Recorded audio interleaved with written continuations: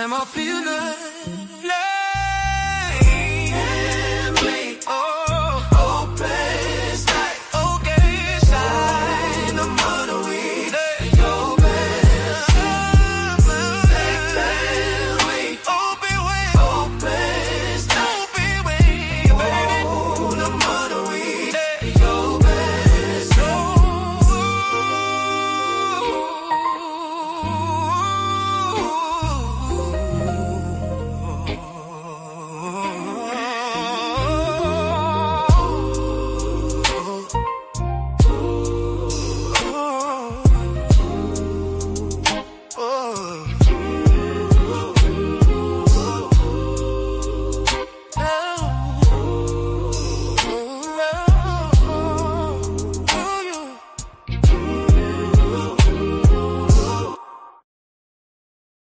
तिनक धिन धागे न तिनक धिन धागे न तिनक धिन धागे न तिनक धिन धागे न तिनक धिन धागे न तिनक धिन धागे न तिनक धिन धागे न तिनक धिन. Every day I wake I make my mind up. I'ma be the one, be the truth, be the way. Yeah. Every day I wake I make my mind up. Gotta keep my mind on the because they only telling their side of the story. Here telling lies like they on Morid and porridge. Kids get their money off on it. But down here in the hood, yeah, we know Forex. We growing up, yeah, we got the goods. Build them assets, build them up fast. Get rid of cash before the whole market crash. A news flash, just a flash from the past. We on the smash now, be prepared to hit the gas, yeah. Build a land, get the wealth, change your name up. Get the title in your hands, switch the game up. Melanation, elevation, arise. We divide, blood eye, and we travel. Drive. Blood eye, and we travel. Woo. That's my child. Woo. Blood eye, and we travel. Hey, hey, hit him with the high, yeah. Sharing Oaxaca from Virginia, yeah. I know I'm more because I'm blessed. I know I'm more. I passed the test. We got to see with the true eyes. We need some brand new bright ideas. We got the hearts and some great minds, yeah. If we could all just be sincere.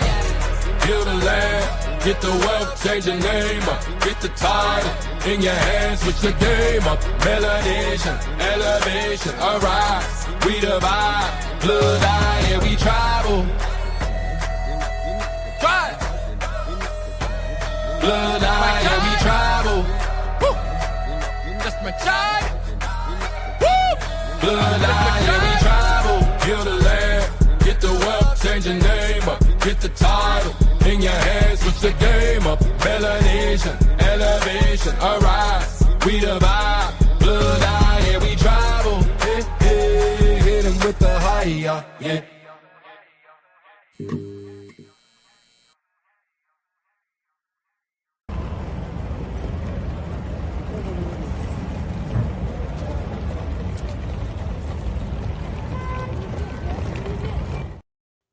Peace to the party.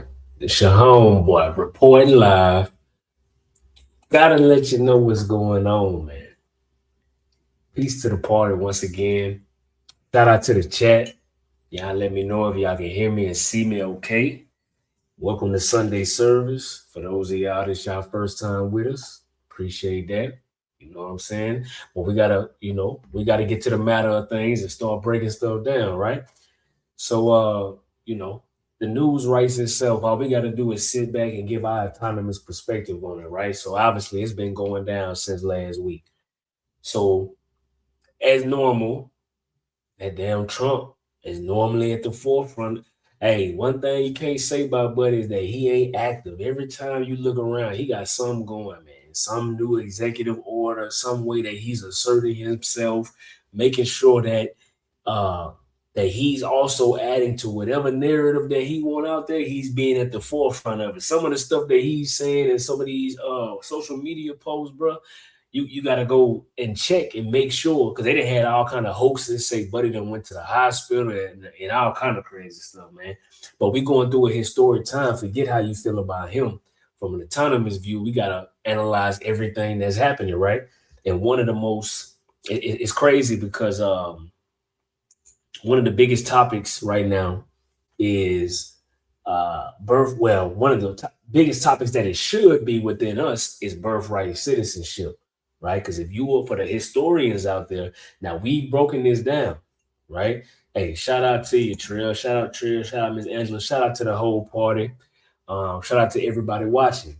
And so for those of y'all who've been watching, y'all remember we did a 14th Amendment breakdown, because the 14th Amendment citizenship is very critical to anybody who is from the Indian community, right? If you claim to be indigenous and you were saying that you were here, the foundational Black American, everybody, whether you were a slave from Africa, whether you were a marooned indigenous person, Black European, or you was a white person that was here prior to the establishment, 14th Amendment citizenship is very, very important, y'all. Not because of the fact of them changing it, because they definitely not. It makes zero sense for the system to want to change that when they make so much money off of each individual 14th Amendment citizen. So them getting rid of it is never. I just don't see that happening. But what Trump is saying is, why these folks that made a living off of being illegal, getting to the country, getting to America, and then having that kid so that kid can be an American citizen. So that system is benefiting people, but this citizenship was not intended for. But the reason why they don't mind, the establishment don't mind when that happens, is as long as they eventually become a citizen who's going to pay taxes, that's all they care about in the end game. But clearly, the folks that's not in on the taxes, this is why they want to get them out, because you ain't put in on this. And we should be in support of that, knowing that we already been taken advantage of on our own land. So if we being taken advantage of our own land and the money they're taking from us, if it should go to anybody, it need to be us, not nobody else who has zero interest but to try to further their own personal, their own personal interest from the country that they come from. This is part of what this is about. So, hey, a lot of y'all should go. We living in a beautiful time right now, and I don't think we really taking advantage. I'm gonna keep it real. Like we have the possibility to be able to go historic moments happen. We can go hear it with our own ears or sometimes see it in our own eyes, but they recorded this. You can go out and watch the whole congressional hearing so far, what's been said in the Supreme Court. Man, that boy Trump he the first sitting president ever to show up to the Supreme Court to hear something that he actually authored, to see it. Like, it's very interesting, bro. And it's a couple tidbits we got to talk about, because we've been saying this, right, on certain things, because y'all think we were just capping when we was talking about the 14th Amendment, even though we showed you the sources. So we're going to show you the Supreme Court talking about this specifically when it comes to the ending. Let me get to the chat real quick, because y'all tapped in. Shout out to Miss Sherry. Hey, he say OCO, tap in. What's up with you, bro? What's up with you? Who we got? AJ Lee, grand greetings to the party. Special salute to the navigator. Yeah, big navigator. Monte, Big Mac, and Brother Lee. Oh, yeah, it's going to be special. In the Gullah Man's Choir, you already know. Got a lot coming on that front, too. The autonomous way. That's the only way that we know. And it's the way that we get the news. Reporting live, this what I do. So, hey, let's go over real quick. I want you to hear this. I want you to hear part of this because it's gonna make it show y'all that we just don't be. Oh damn, I messed up. Oh, let me take that off. We just don't be talking over here. All right, we really actually go do our research, and we're not saying that anything that we are putting out is we created this information. No, because you can't create the information. You know what I'm saying? Being a historian is not about creativity, bro. It's just about examining firsthand resources and being willing to be wrong, because you got to keep studying. What I'm seeing now in the Indian community specifically, even just Black consciousness, whatever you want to call it, right? People get a certain understanding and they just stop there. They don't worry about current events. They ain't trying to further themselves, you know, but then establishing themselves in this system, it just, the system is this, and then we going to be woe is me and then hope somebody going to fix it. The autonomous way, we not on that, bro. We can't just sit back and the same people that we know defrauded us, why would we expect them for them to put us in a position of power? That's only a fairy tale. You feel me? So, hey, let me go play this birthright citizenship, because this is how we were stripped of our indigeneity right here. And enough, I tell y'all more worried about Iran than this, even though this is proving certain things that, you know, people like us have been saying. But watch this. All right, I got it up. Let me add it. I'm finna play it. Y'all let me know if y'all can hear it, and then I'll play it. You know, I could keep playing it. Said in his let me know if you can hear it. On dissent, where they had, like their interpretation has these implications that could not possibly have been approved by the 19th century framers of this amendment. I think that shows that they've made a mess. Their interpretation has made a mess of the provision. Well, it certainly wasn't a problem in the 19th century. Yeah, so I'm gonna just wait to make sure that y'all can hear it before I play the rest. I'm gonna play about 4 or 5 minutes of it, and I want y'all to pay attention. Okay, good, because they saying some key things here. Century. No, but of course, we're in a new world now, as Justice Alito pointed out to, where 8 billion people are one plane ride away from having a child who's a U.S. citizen. Well, it's a new world. It's the same Constitution. It is, and as Justice Scalia said, I think in the case that Justice Alito was referring to, you've got a constitutional provision that addresses certain evils, and it should be extended to reasonably comparable evils. He said that about statutory interpretation. I think the same principle applies here, and I think we quote that in our brief. Thank you. Justice Thomas, anything further?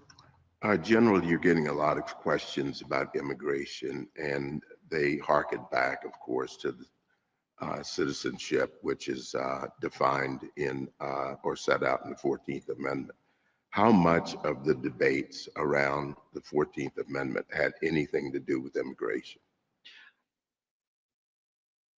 I think that the principal focus of those debates, it has to do really not with immigrants, but with the Indian tribes. I mean, obviously the main goal, the one pervading purpose, as this court said in the slaughterhouse cases, was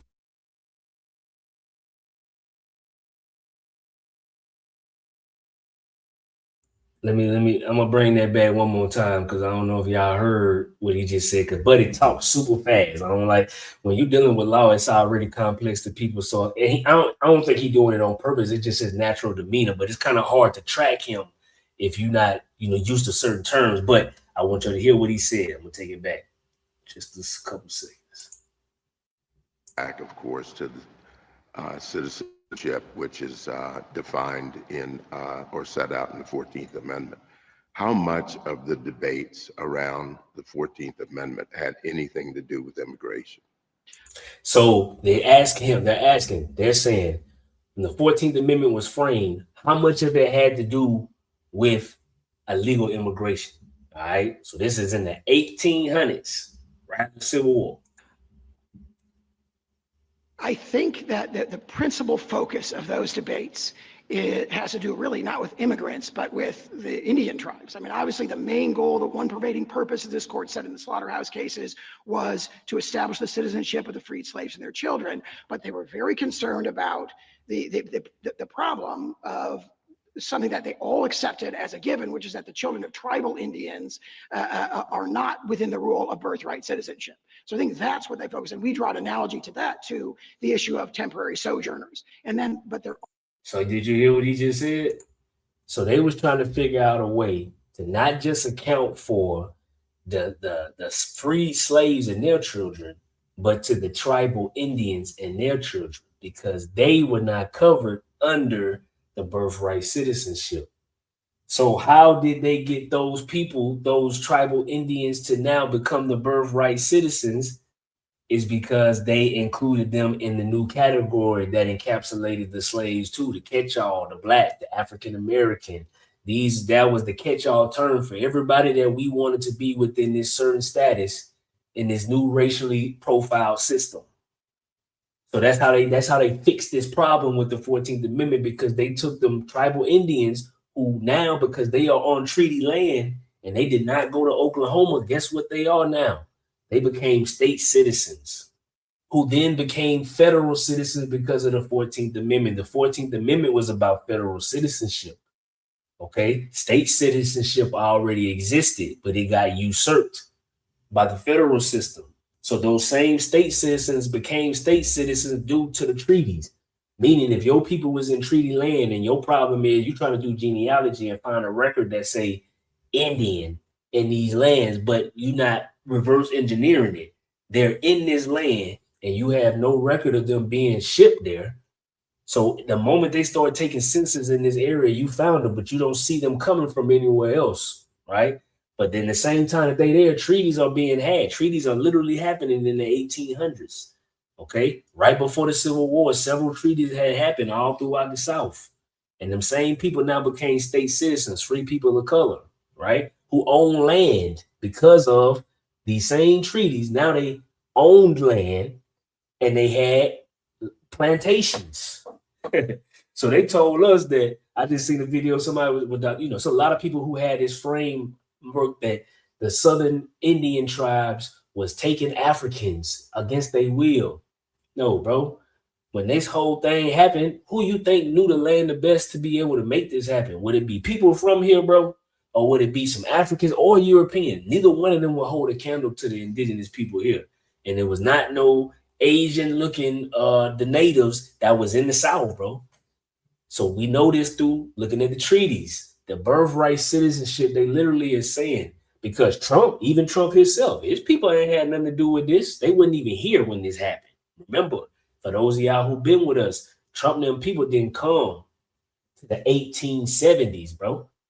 You see what I'm saying? So at this point in time, this had already been established. It was for people that was already here. And it was our ancestors who became the numerous amount of new citizens that just came out of nowhere. It wasn't because of importation. They turned the people already here all into federal citizens, backed by the crown. Hey, bro, they not just about to say it neatly and plainly, but they literally alluding to the thing. So he just literally said it was two people that they were trying to account for the most. He ain't even mentioned white people. So what's the white people citizenship? Where they get their citizenship from? The same 14th Amendment. Everybody is when you sign the form, you getting your license, you doing any of them boxes, those all are 14th Amendment citizens. This is what they don't want to. This is all semantics. Like, I highly doubt that this is, they may make some changes to this, but I highly doubt it. But what we're more worried about is the conversation, because it's proving things that we've been saying the whole time, which is they turn people already here into citizens and remove the nationality, not always through force, through pen, you feel me? Through politics. All of this always related back to politics, and we are asleep at the wheel. Worry about who our favorite is instead of what's really happening, right? So this is very interesting. I suggest that y'all go check it out.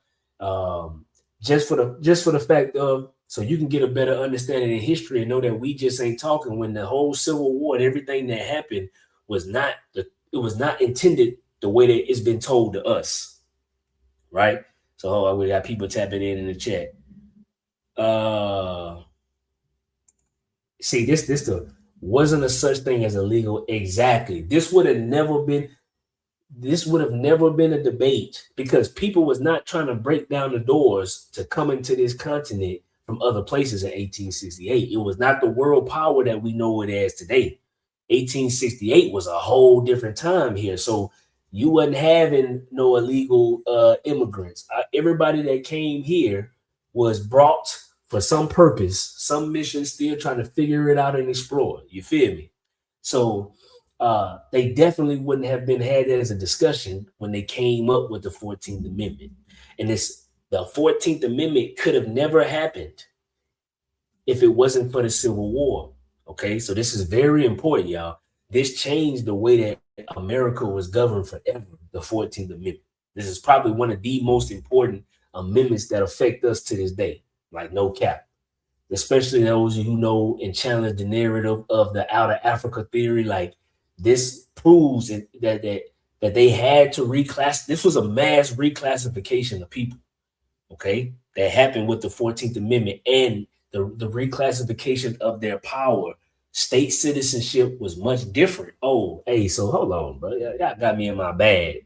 Must forgot. So check this out. He said sojourn, right? So basically he was saying, they're using the legal word. Sojourn refers to a temporary stay in a place where a person is not a permanent resident.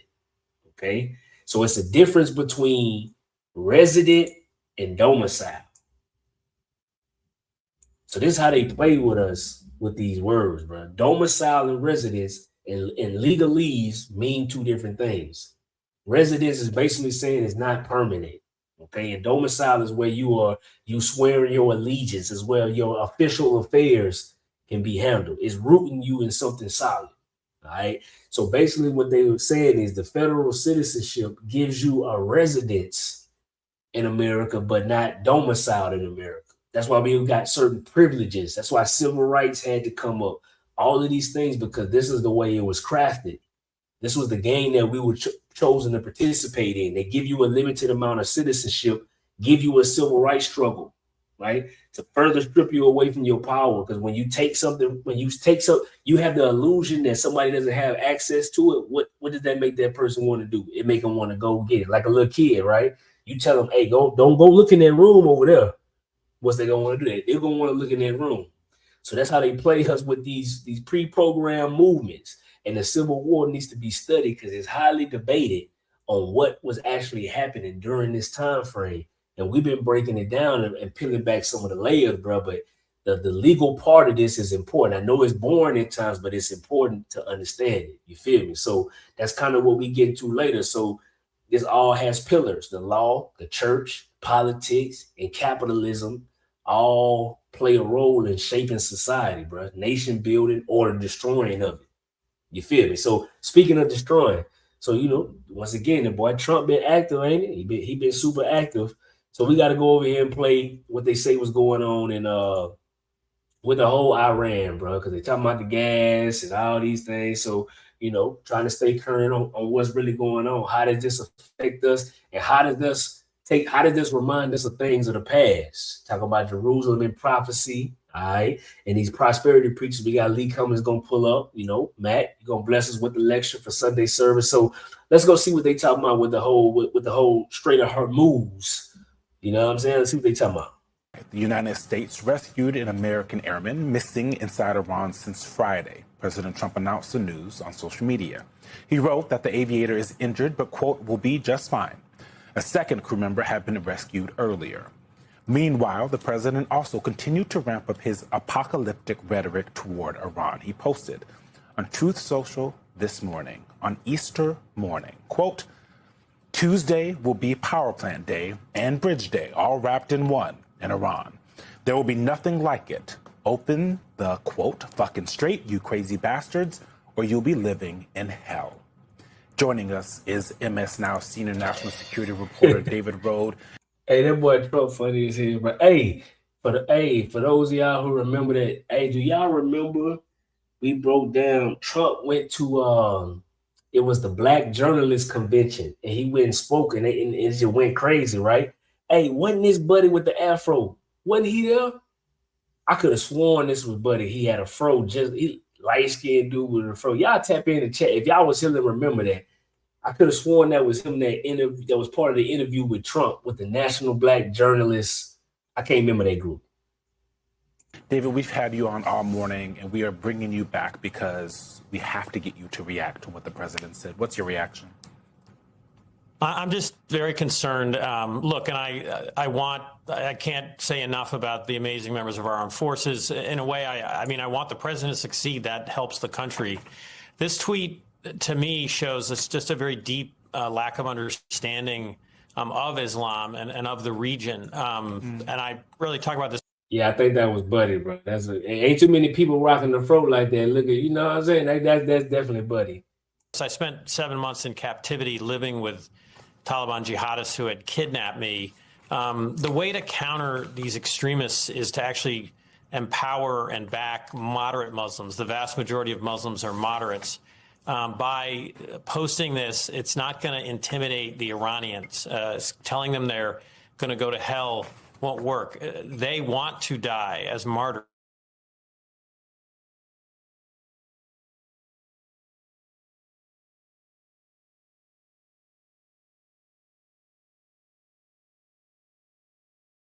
The remark, praise be to Allah. If a Muslim leader, tweeted something and said, praise Jesus in a seemingly sarcastic way, that, might obviously offend many Christians. So it's just this seems to be a belief in the administration that by threatening and bullying and by simply using air power, as we talked about before, you can get a government to capitulate. And I don't see that happening here. And so it just really concerned me that this kind of rhetoric was used. And again, the mass majority of Muslims, an Afghan helped me escape from captivity. So did a Pakistani. They were moderates. And so they're out there. They're in Iran. They protested in Iran. So this kind of approach of just threatening to bomb bridges and power plants, which if it's done in a widespread way is a war crime, it's just, I think this sets back the efforts to win this war and weaken this regime. And Mr. Niles, David Rode, thank you so much for your coverage this morning. Good luck. President Trump's exceptionally hostile message to Iran today follows a similar threat on Saturday, as he warned Iran must reopen the Strait of Hormuz or agree to a deal, or else all hell will rain down on them. Rain spelled R-E-I-G-N. And it's hey, the boy Trump funny as hell, man. So hey, look. So this is what they talking about, though, bro. So right now the gas going crazy. People's thinking it's gonna mess up our oil supply. Now, one thing I just keep it real. I don't agree with the fact that this administration rocking with Israel, but here go the thing. All administrations do it. That's something we should be critical of every president for aligning us with, but that's never gonna change. It just is what it is because we understand that, the influence and the control. It is what it is. Right. At this point, it ain't even if you know, it's just a documented fact. You feel me? But now when they talk about the whole thing of that strait, why it matters. So everything go back to maritime when it all started, right? It was all about maritime. Maritime ran everything. And that hasn't changed now. It's still one of the greatest ways to transfer mass amounts of goods. Right, but we got to break down who this really affects, what this got to do with us. Buddy say, pray, he being petty. He basically saying, you gonna get right, or we finna send them steppers over there, and it's gonna be a problem. All they playing, but this is what we got to give Iran. We got to give Iran. So this political theory, whatever these war games, whatever you want to call it, is smart. What's going on? So it's been happening for a very long time. So if you look at this here, I'm gonna zoom in some more.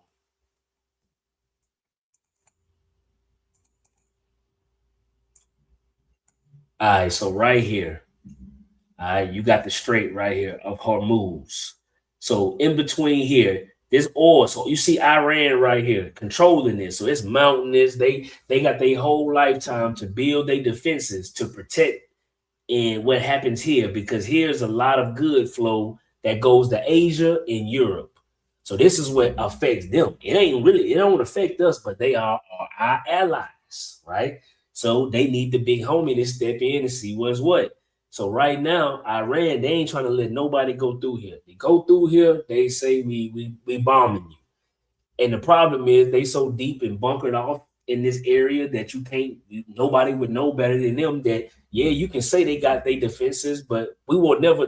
As somebody who was in the military, I can assure you, we will never know the real truth through the news on what an operation actually happened like over there. I promise you that the details we get is exactly what they want us to know, and you can only take that with a grain of salt.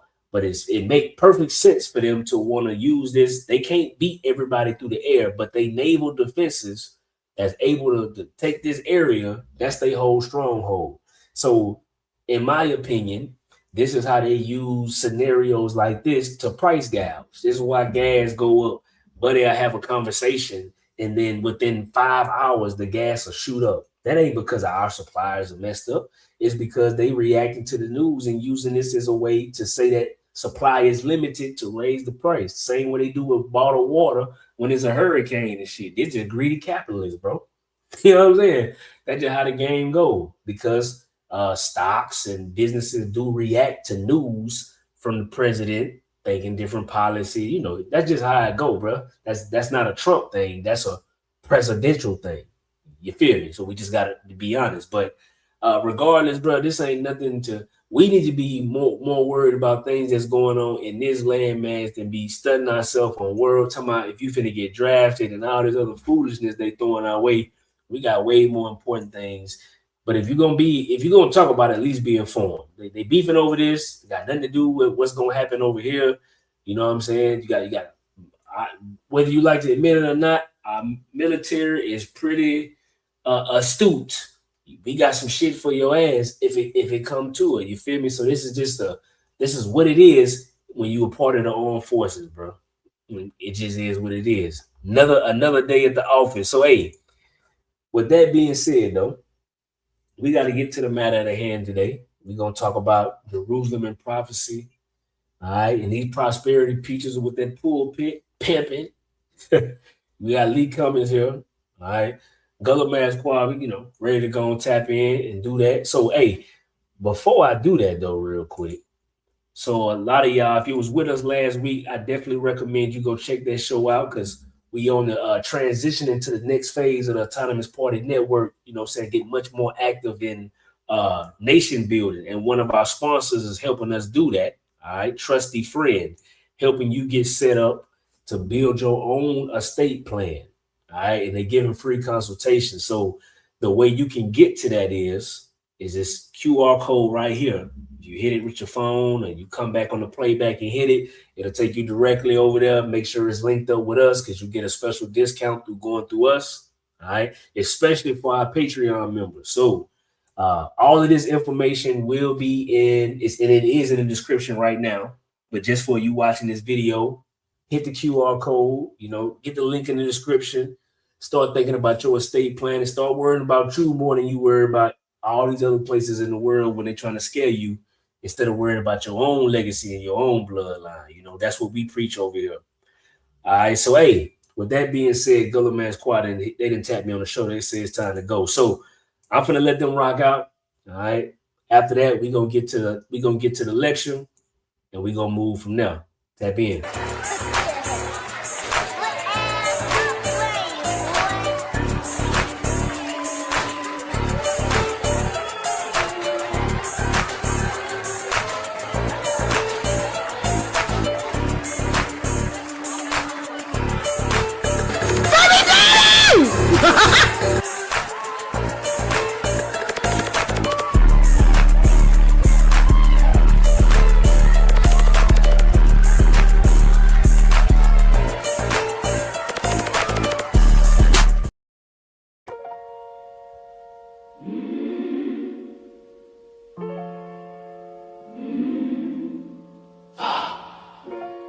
They changed our names, but the truth still lives.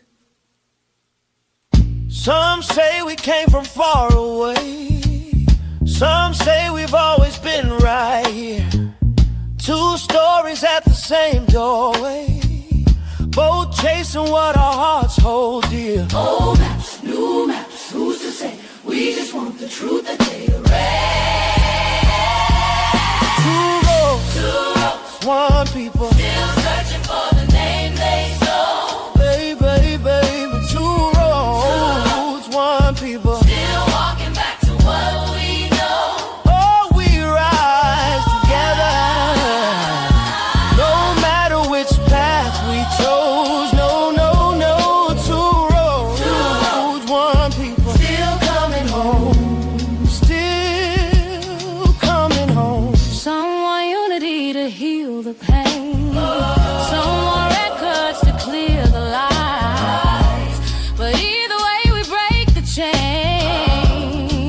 the story they deny. Lineage, memory, same heartbeat, just different ways to find our feet.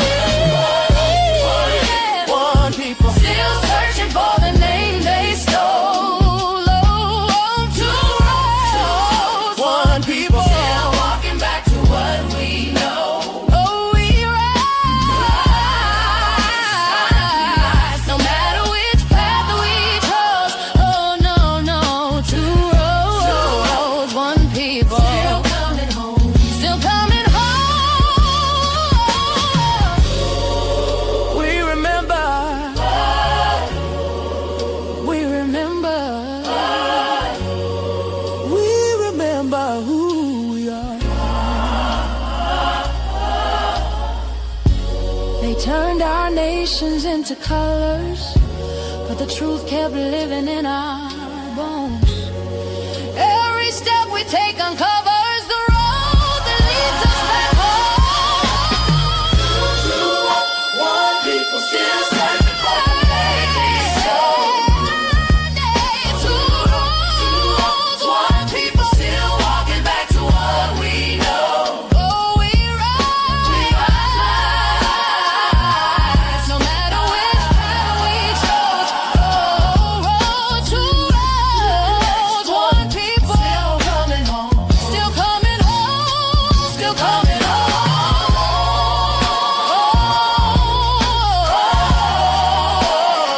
Still coming home. Still coming home.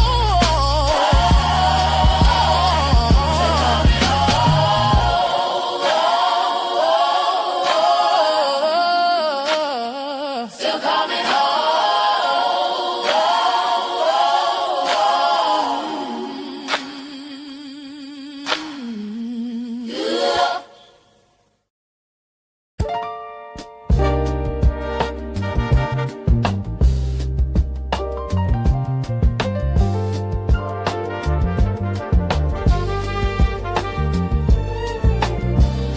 They try to write us out the pages,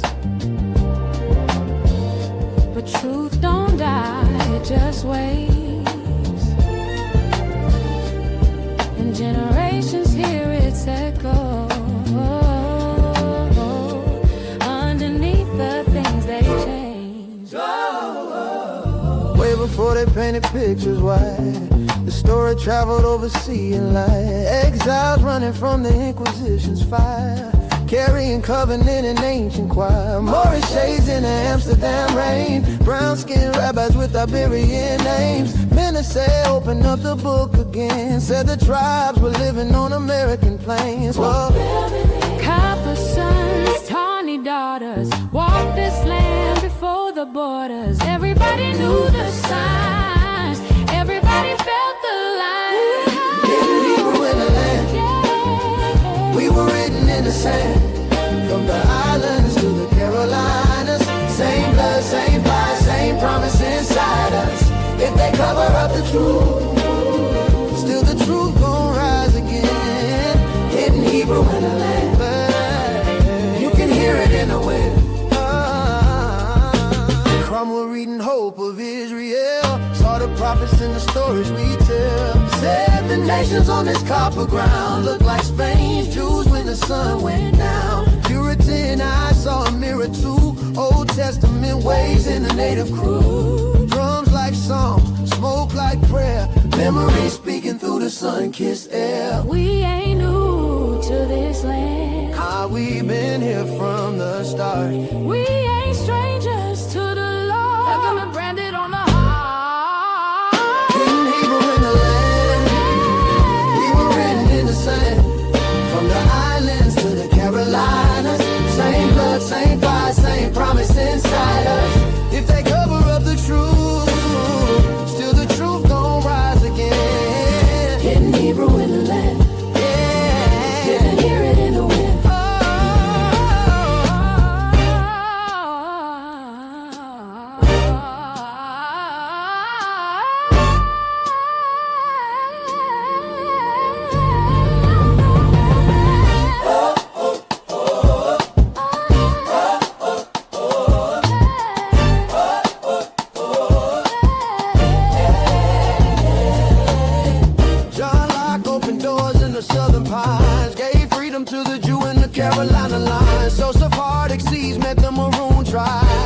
prayers with the river tides. Gullah tongues with that Gullah flame. Still the same people, though they changed our name. From Suriname heat to the low country sand. That Hebrew root kept holding the land. Oh.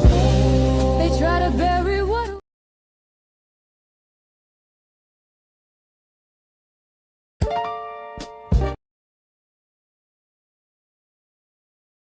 Oh boy, hold on, boy. The heat it hit too hard. These folk kicked the choir off the stage. Boy, let me know if y'all can hear me, man. Let me know if y'all can hear me, bro. That's crazy. That's how you know when you coming with that heat, bro. That's crazy. Tap in, bro. Let me know if you can hear me. Let me know if you can still see me. Let me know. Oh, you say I'm muted. How?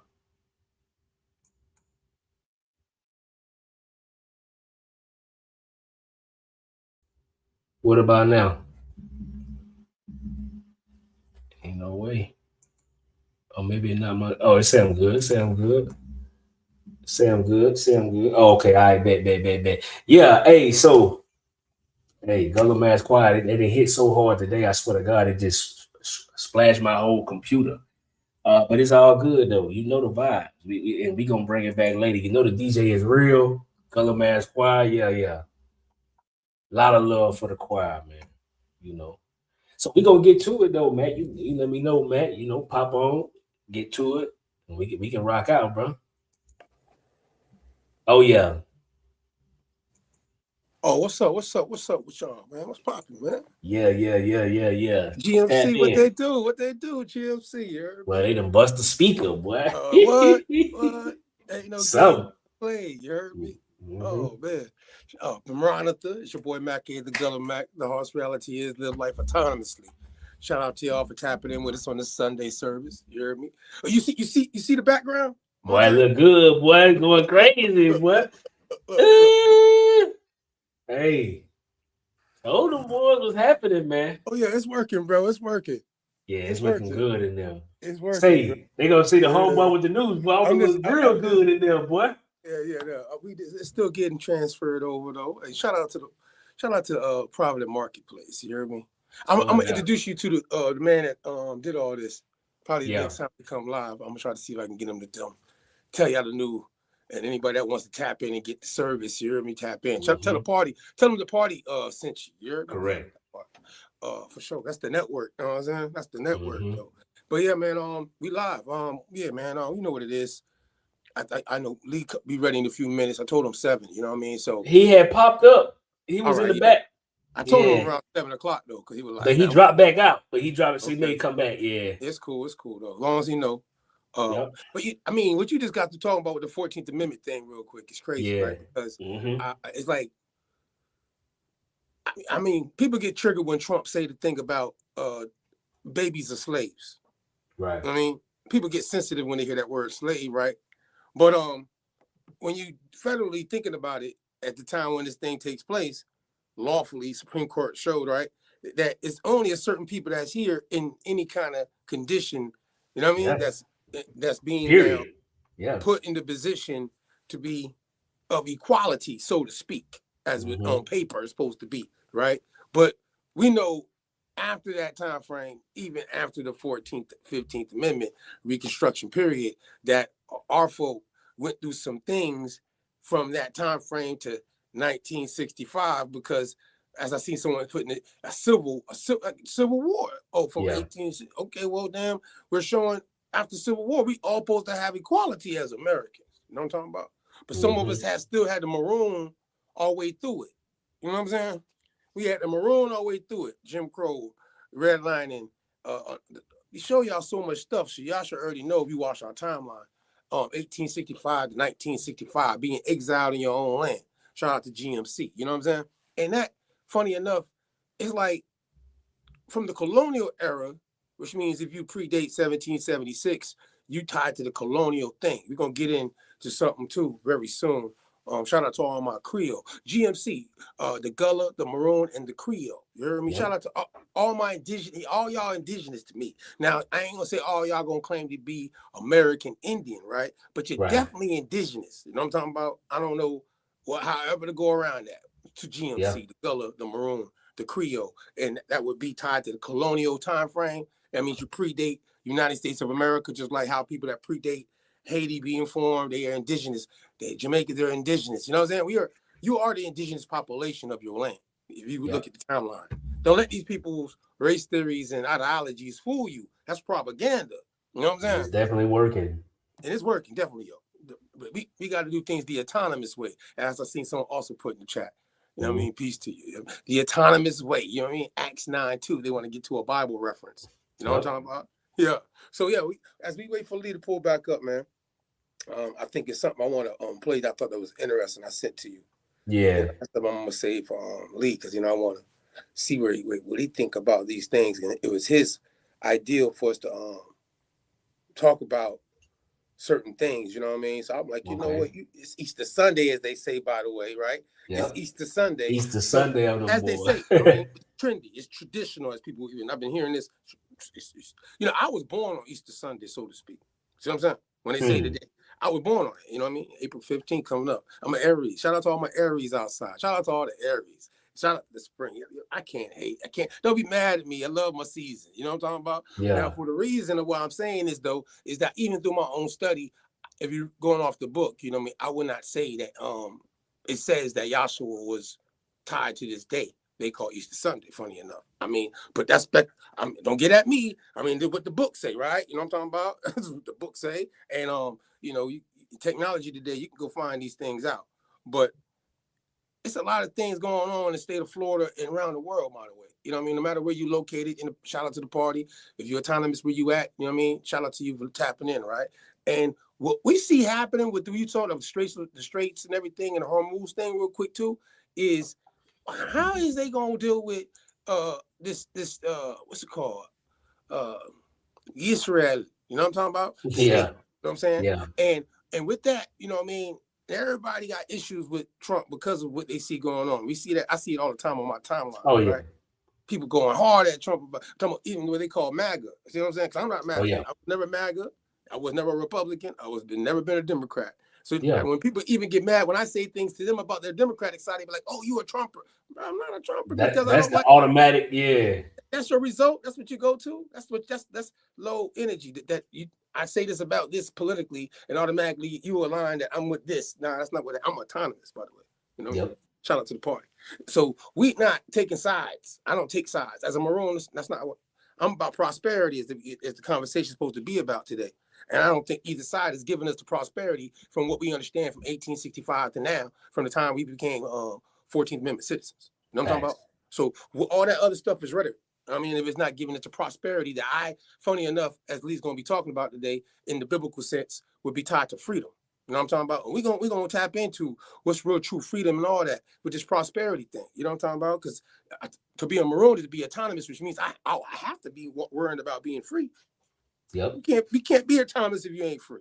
You know what I'm saying? So at the end of the day, that's the prosperity I'm looking for. But everybody's prosperity and liberations are different. You know what I'm talking about? You know what I'm saying? Because some people will say they're liberal, but I'm about liberation. You know what I'm talking about? It's different. You know what I mean? For my people, for my kinfolk. Gullah. You hear me? So at the end of the day, Maroon and the Creole folk.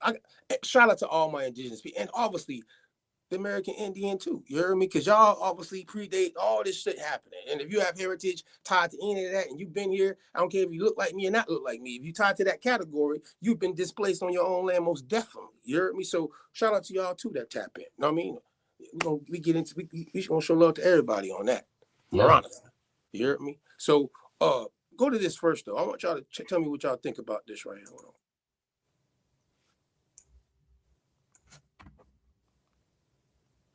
See, propaganda is a bitter drug that all have tasted. Some are eating and others have spewed it out in search of truth. Yeah, that's a fact.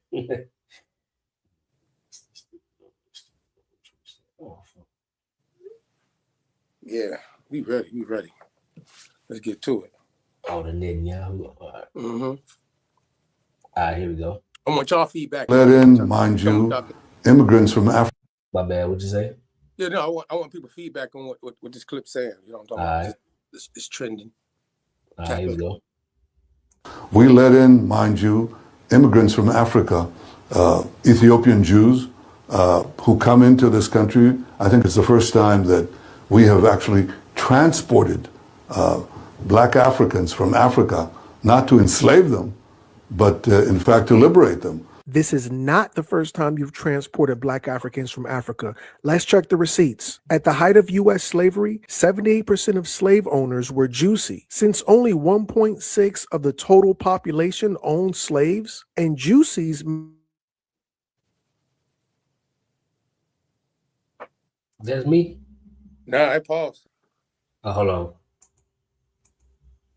total population, that means that 40% of Juicies own slaves, while only 0.35% of whites own slaves. Tons of those slave ships were named, owned, and navigated by Juicies. And one more fun fact before I let you go. Did you ninjas know that the slave auction block was closed for Juicy holidays? But these were Jewish people owning the land. They were the majority. They were the merchants. They were the traders. They knew how to hook up with their brethren in the north, and they would send raw cotton to the mills in England, in Manchester, Leeds, and Bristol, and the British would turn it into cloth and then sell it all over the world. I don't know why I keep pausing. Yeah, it's probably, you know. Hold on one second. Eat this. I'm gonna call it the eat this. Boy, I gotta be. Hold on. World. The Rothschilds became rich from cotton.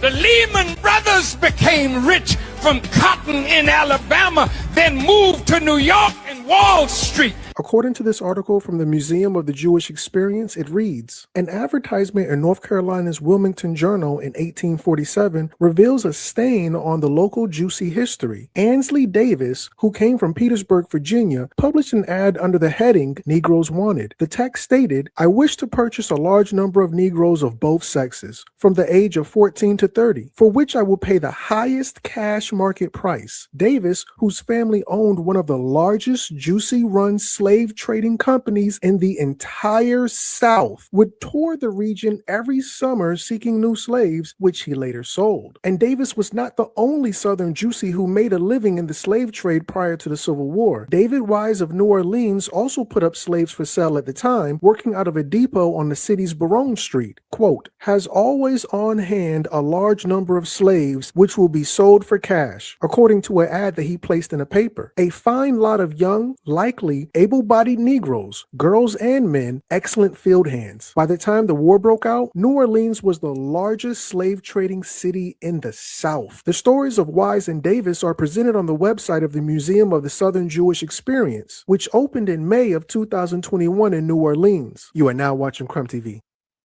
Well,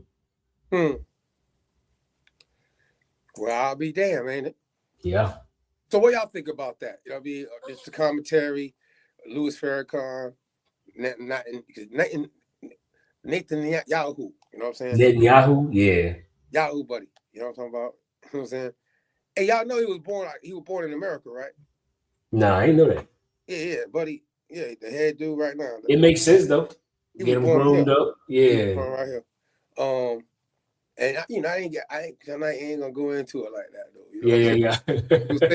Hey, listen, it's very interesting, you know what I'm saying? But the head of state of Israel over there in 1948 is an origin.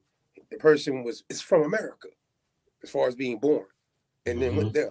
So it's very interesting that, you know, certain things when people talk about the Rothschilds, certain groups of people, families and stuff, and the slave trade, you know what I'm saying? The insurance, I think, obviously, because insurance has been going around for a minute since we talking about insurance. The whole industry. Right. Man, the whole slave trade, the insurance, follow the money, the insurance policies. Because them crowns ain't always had that money. You know what I'm talking about?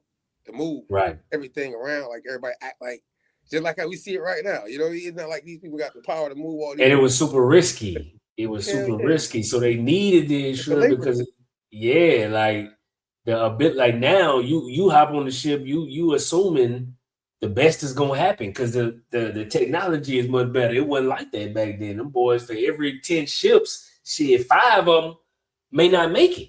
Nah, exactly, and that's gonna be that's a problem right there. That's a When they say about, problem. oh, people were thrown over. These people trying to survive. They Mhm. ain't about to go down with these people that's on. Man, it's a cruel situation. And again, to the ancestors that didn't make it, man. You know what I'm saying? I can't say nothing, but I'm sorry. No, I'm talking about.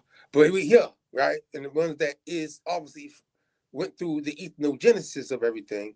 I think it's very important that we always understand the Hey, position of prosperity we in. You know what I'm talking about? hey, I do want to say one thing though, like when it comes to that, so this time frame that we talking about is a completely different delineation. See, this is the part.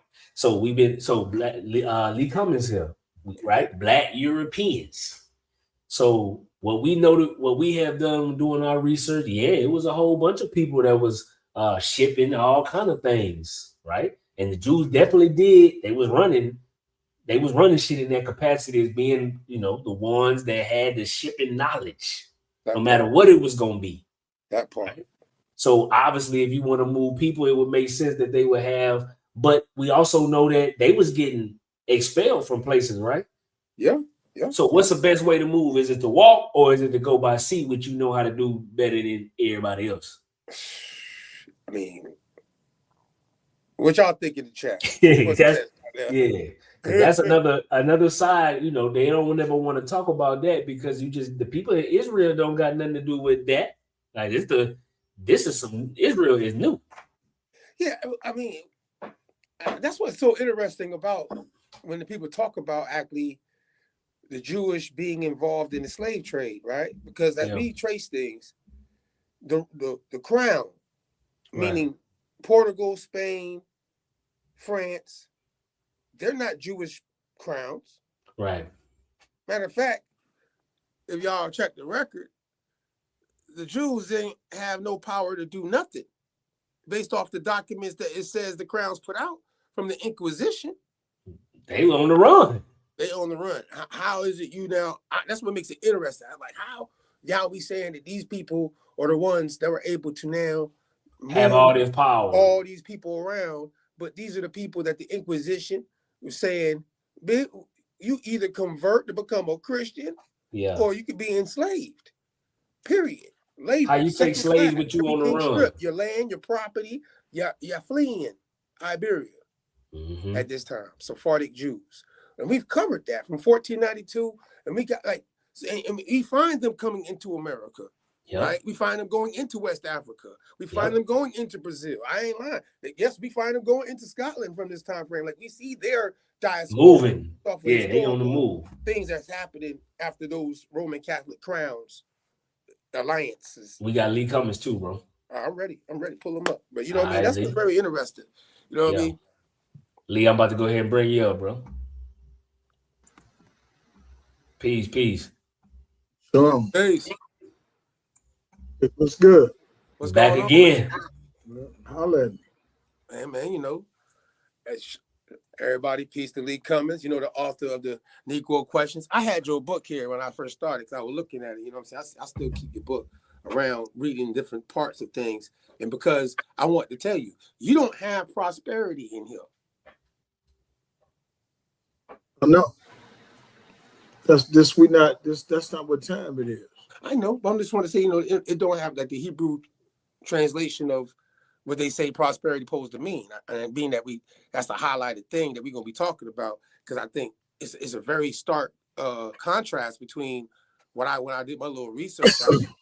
What you think about the word for treasure is kalay, K-L-Y, kalay, and the word for silver is kasif, and the word for gold is zahab. So when you're talking prosperity, you're talking about Baruch-im. It means blessing. See, right. Baruch means bless. You put the Y-M on the end, Baruch-im, it means blessing. That's your prosperity. Mm-hmm. Well, I got something. I'll pull it up right now. Monte, you can pull it up for me real quick so everybody prosperity. I want you to tell me what you think about this. See, questions for Lee Cummings on a Sunday. They call it Easter Sunday. Tell me about that in a second too. But before we get into the whole bill fully, you know what I mean, and what you want. I got a couple clips that I felt was interesting tied to this too, and I want your feedback on that too for you. Okay. It's good to see you guys. Y'all call out just eating some chicken wings. I got to catch my sister got to catch up, but go ahead. Yeah, it's all good, man. No, you good. You know how we move off top. You live with us, so we got to go straight to it. It's this this right here. It says Kashara, right? Yeah. So that's, you pronounced it better than me. See. So with this, when I looked this up, right, this is strong concordance and all that right there, right? And then see right at the bottom on the left hand side, it has prosperity. See that? And then number 2 in plural, it says freedom. You know what I'm saying? And it, so even in sentences, right, it says out the prisoners into prosperity only, those which are bound with chains, but the rebellious, shout out to my Maroons outside, it says leads the prisoners prosperity only, the rebellious. See, so freedom is tied to this when I read it in my context. Am I wrong about that based off of this word in Hebrew? No, you'll find in the original text, ancient Aramaic / Paleo Hebrew, different words have the same meaning. Like Baruch, which is to bless, also means to prosper. So you have more than one word. Just like in the hood, we got more than one word that mean the same thing. Yeah. Like say a guy get beat up, we say he get a beat real bad. In Chicago, we say he got a pumpkin head. Well, you might say he just got beat up. We got a lot of different words and phrases mean the same thing. Yeah. That part. I mean, I just want to make sure you see it. Tell me if you make sure we agreed, because when I looked at it, I'm like, this don't align with what when I hear, and obviously our conversation that I know you want to, you want to point out about prosperity preachers today. You know what I'm saying? And the thing about it don't match up. Well, the thing about the prosperity preacher is his time has passed. There was a time for that, the yelling, the screaming, the hooping. Right now, with the developments that have occurred in Jerusalem and Tel Aviv, you can whether you believe what I'm gonna tell you or not. I don't know. It's up to you. The Bible says, "Let every man be persuaded in his own mind." Whether you believe or not, we getting closer to the second coming of the Mashiach, Yeshua Mashiach. That's Jesus Christ, as Jesus the Anointed in English. And we got some people out here. They act like they got the brain of an ostrich. And what does an ostrich do when it fears for its life? It'll stick its head in a hole. But if it gets that its ass is sticking out. So we got people running around. They trying to pretend that prophecy is not taking place. And just like today, all these people went to church and talking about Good Friday and Easter Sunday morning. Well, there's a passage of scripture that if you can simply read the English language, you would have known that there's no. So we had this discussion earlier, didn't we? Yeah. There's no way. The book said Yeshua, and let's make this plain for all the scholars out there or the wannabe scholars. The name Jesus didn't come into existence till 1600. So back in those days, he was known as Yeshua. That was his Hebrew name. And the thing about it is, he gave signs concerning the end of the world. And we got people running around here acting like these signs don't matter. Well, guess what? We're getting closer. And just like, like Good Friday. Well, the book said, the prophecy was, he had to be in the heart, as Jonah the prophet was in the belly of the whale for 3 days and 3 nights. The Son of Man, which is Yeshua, Jesus, had to be in the belly of the earth for 3 days and 3 nights, right? So according to the Creator in the book of Genesis, the evening and the morning was the first day. You got to have an evening and the morning. Evening in the morning was the second day. Evening in the morning was the third day. Evening in the morning was the fourth day. You got to have an evening and a morning to complete a day, one of man's days. So let's do some basic math. If he died on this fake day called Good Friday, Friday evening, Thursday morning, Thursday night, that's one day, evening and the morning. Friday night. Friday night to Saturday night No, we're doing Friday night. I'm sorry, I slipped. Friday night to Saturday morning to Saturday night is one day because you got an evening in the morning. Saturday night to Sunday morning is what? A half a day. So this applies to the white Jesus because he wasn't in the grave for 3 days and 3 nights. Oh, But that's what you saying? That's what I'm telling y'all, bro. Just feel me, hear me on this. I'm just wanting people to hear it. I want people to hear it. That's how he said that. Make sure I ain't no slip nobody. The white Jesus. You heard what he said. Okay. This is the white Jesus, the one that the white man gave us. Okay. He was in the grave, theoretically, he was in the grave for a day and a half. But the black Jesus, the one with hair like lamb's wool, feet like it been burned in the furnace, read Daniel, the 9th chapter, the 26th and 27th verse. He was crucified in the middle of the week, was a Wednesday. So let's do some math. Wednesday night to Thursday night is 1 day. Thursday night to Friday night is 2 days. And Friday night to Saturday night is 3 days and 3 nights. That's the reason why when they got down to the grave, he was already gone. So the black Jesus fits the description of the Messiah, the Mashiach. The white Jesus, he don't do 3. I don't know what else. I'm speechless, man. Hey, Lee, check this out. Are you saying that basically the black Jesus is the one that was crucified underneath Pontius Pilate? That was dead according to the prophet. That's what you're talking about, right? The Pontius Pilate. Now, the angel Gabriel told Daniel, I'm going to read. Can you mind if I read this? Hey, man, you our guest. Go ahead. This is the only place, and all you people that's out there, I know this ain't no Bible study, but you know what? We'll drop a little fat on you while we're on our way somewhere else. But this is the only place in your Bible that gives the exact day that black Jesus was crucified. And when I read this to them Sunday preachers, they lose their mind. I didn't know. No, you didn't know that was in there. Daniel 9 and 20. I'm going to read verse 26 just to get the subject. And after 62 weeks shall Mashiach, or the Messiah, that's Jesus, or Yeshua, be cut off, but not for himself. And I don't want to read all that. Verse 27. And he shall confirm the covenant with many for 1 week. A week in prophecy is 7 years. But in the midst of the week, which is a Wednesday, what's the middle of a work week? Wednesday. They call it hump day, or is it Thursday? But Wednesday is the middle of the week. So the book said, he shall confirm the covenant with many for 1 week, and in the midst of the week, he shall call the sacrifice and oblation to cease. So when black Jesus died on the cross, that's when animal sacrifice ceased in Jerusalem. That's when it was over with. See, they don't understand. So if he was crucified Wednesday evening, according to the angel Gabriel talking to the prophet Daniel, if he was crucified on a Wednesday, then that means your preacher, the prosperity preacher, he lied to you and told you the whole world went out today on Good Friday. You see the women with their hats on, their nice little dresses, their heels. They was really doing something. You know what I'm saying? Every Easter, boy, it's a fashion show. But who is Easter? Easter is an old Babylonian god. Her name was Ishtar. Yeah. All they did was drop the I, put the E in there. Now you got E-star.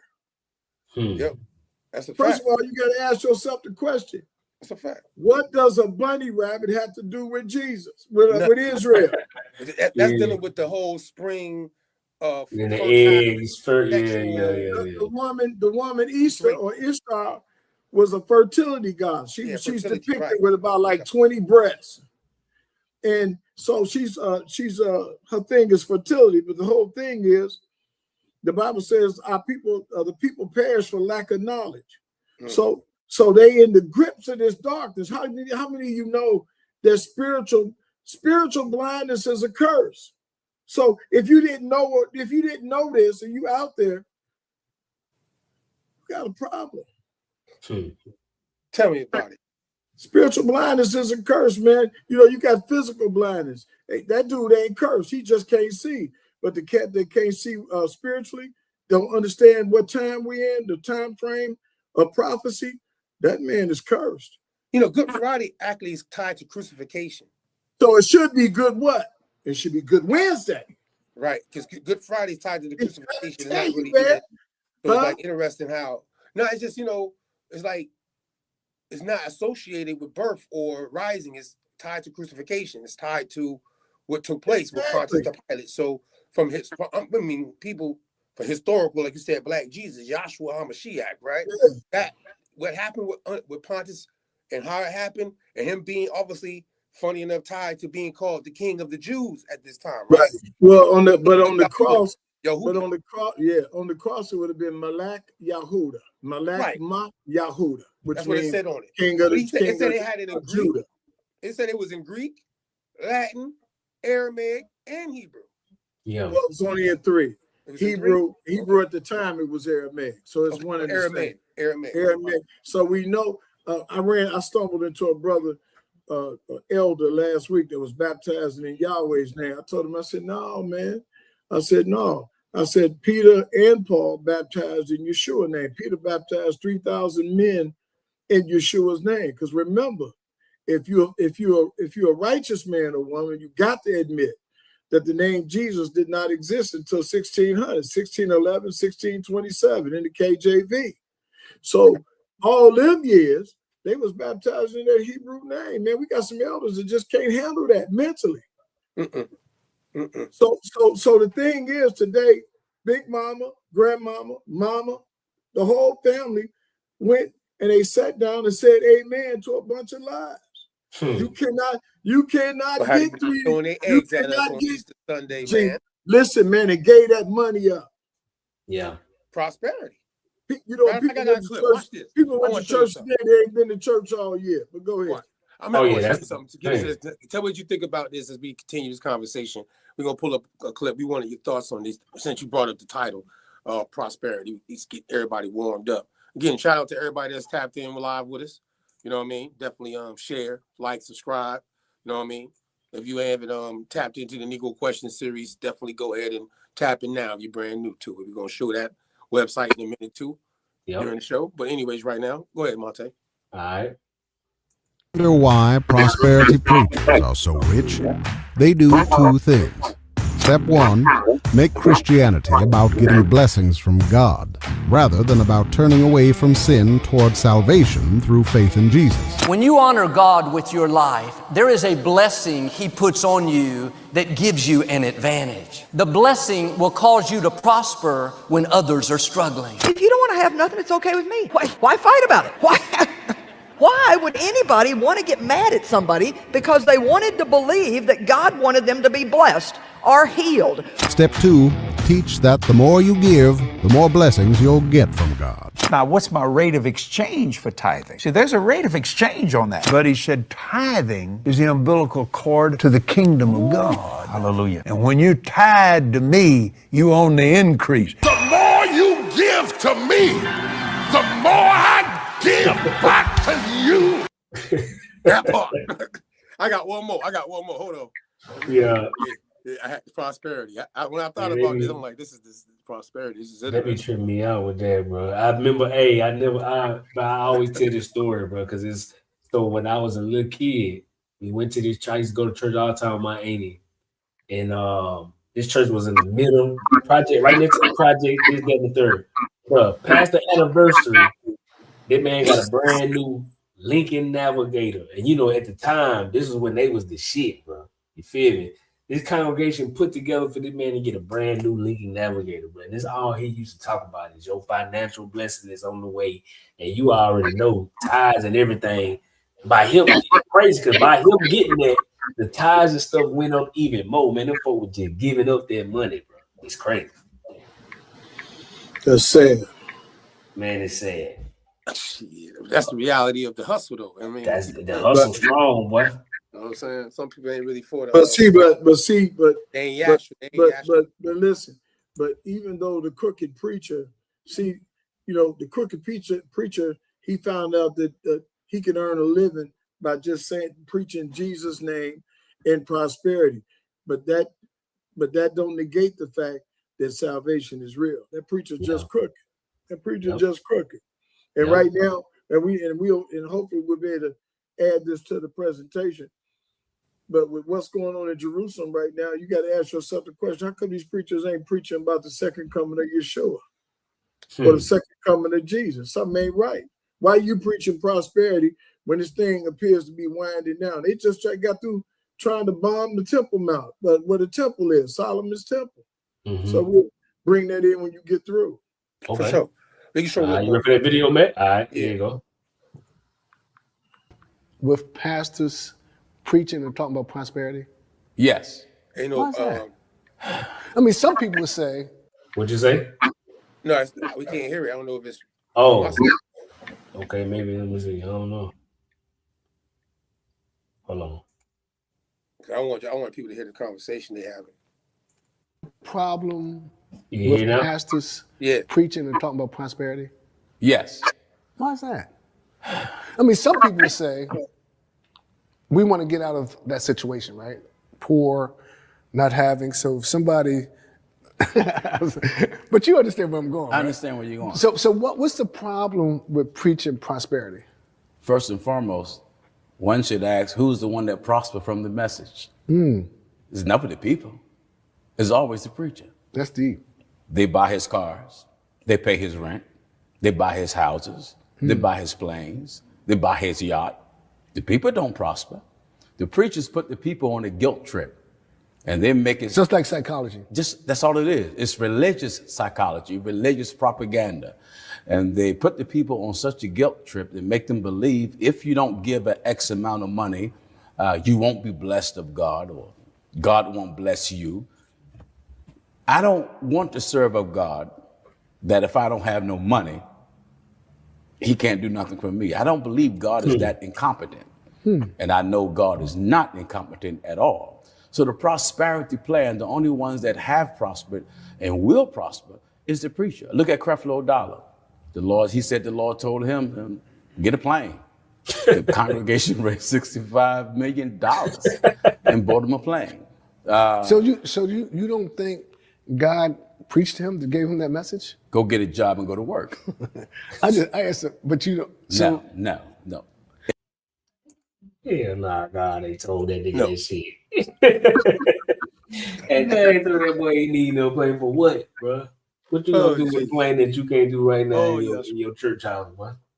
Hey, and that's putting somebody's name in vain. You know what I'm saying? But go ahead, Lee. It's on you. What's your feedback on that, though?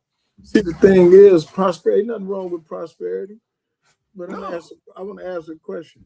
How many people have you seen that had houses, cars, lands, had money in the bank?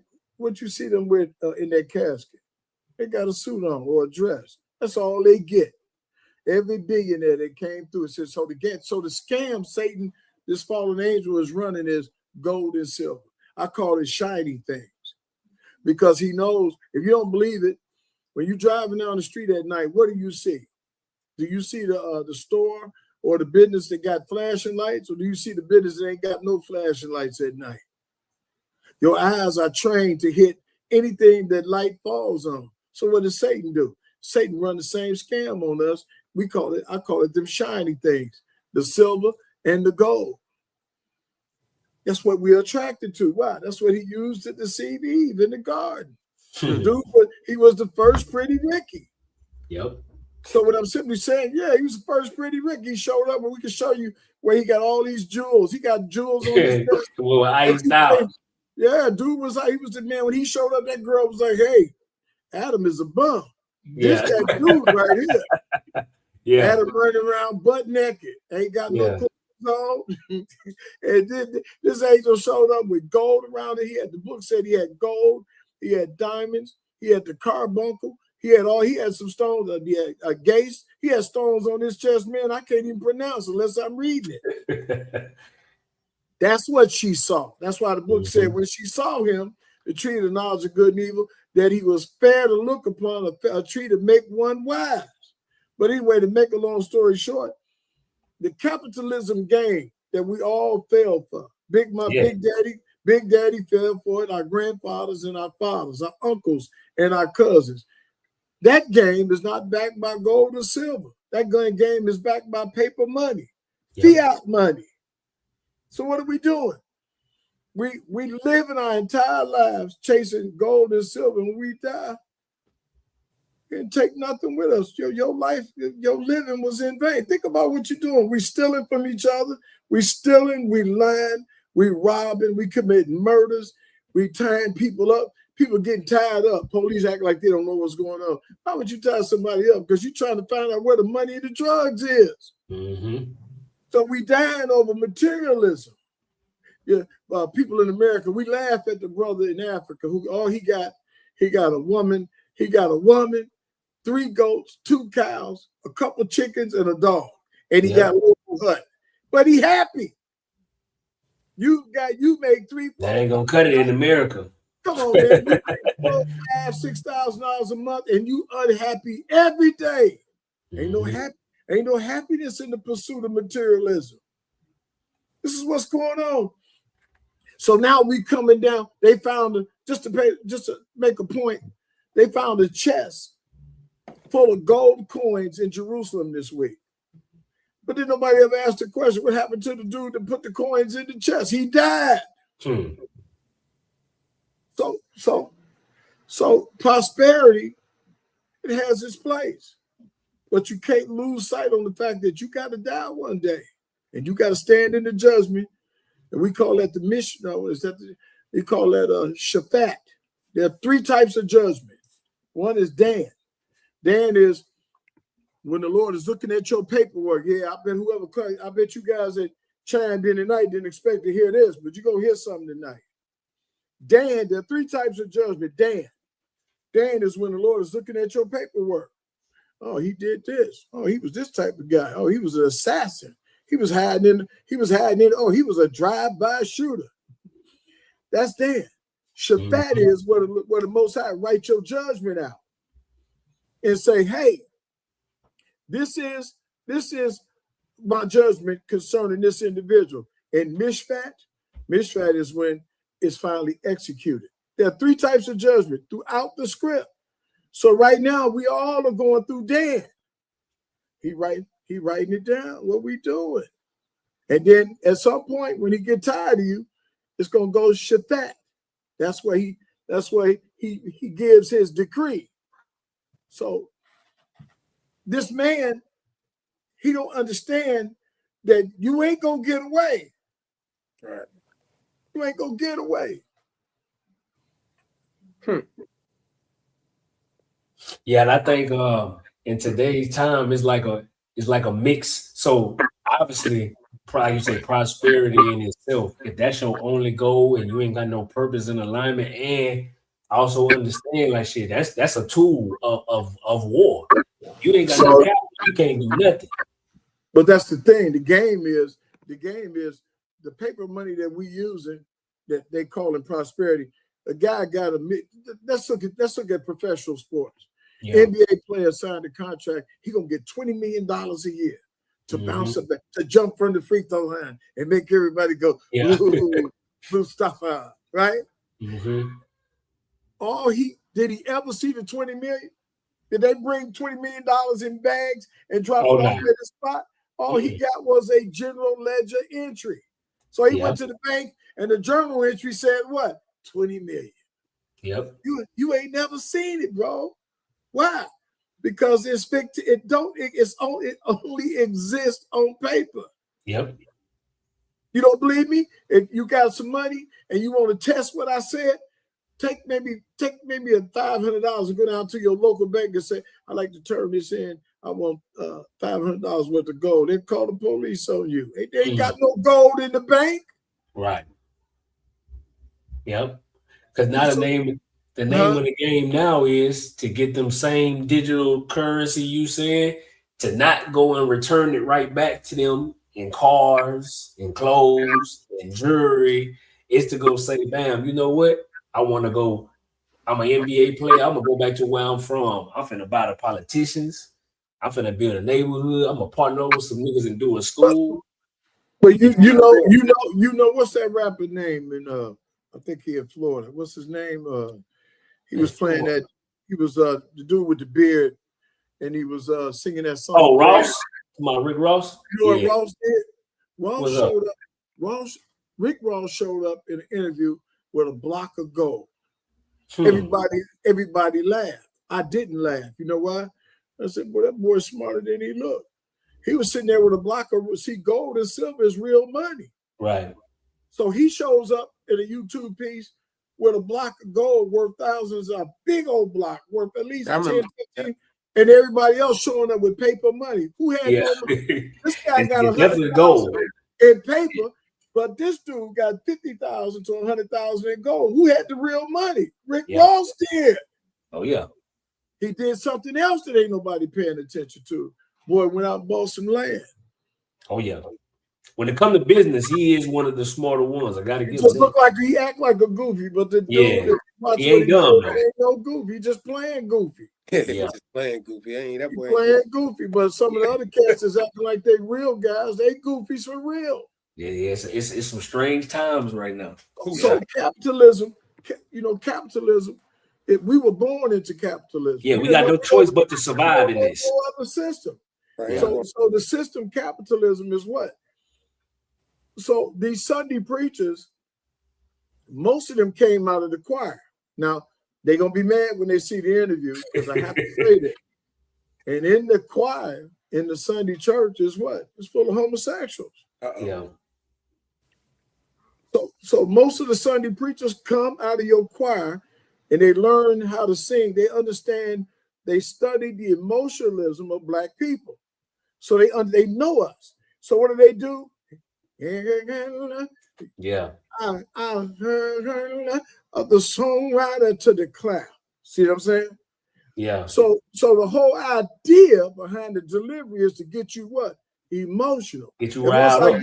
And once I get you to an emotional frenzy, I haven't taught you anything. I didn't teach you nothing about I didn't teach you nothing about anything. 1945, when the Ashkenazi Jews received the charter to go down and form a nation in Israel. I don't teach you about the artifacts that were found in the Bible that validate the Israelites before it was ever written on stone. I don't teach you nothing about the fact that the so-called Negro was speaking a language 5,000 years before the white man learned to speak. I don't teach you nothing that's relevant.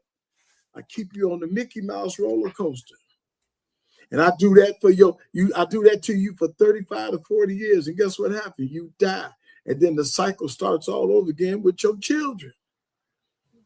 See, so I always say this. And I know these preachers they're not gonna like me for this. See, I'm shaking my head, right? Because they say that which is understood need not be told. This ain't understood though. The worst enemy in terms of preparing our people for the future, the present and the future, in the Black community is the Sunday preacher. Oh, that's a strong thing to say right there. And why you say that? Yeah, most of them are self-taught. Some of them can barely read or write. You can't read, you can't write, you self-taught, you can't even enunciate. How is it possible?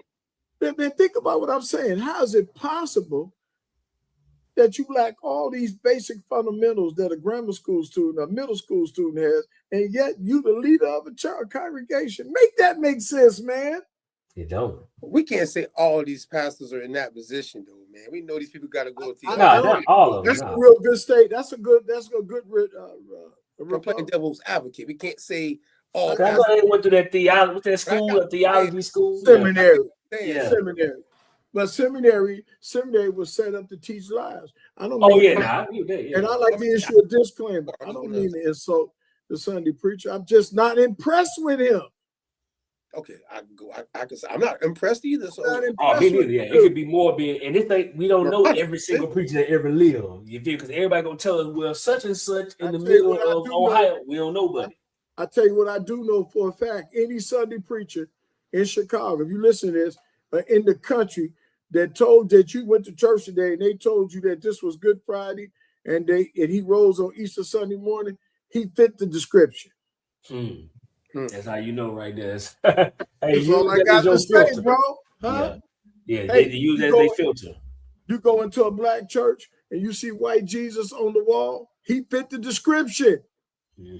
Because Revelations 1:9 says Black Jesus, the one that got up out the grave, he had hair like lamb's wool, feet look like had been burned in the fire. This is an eyewitness description of a Black Jesus, and yet they got white Jesus in their churches. That preacher's brainwashed.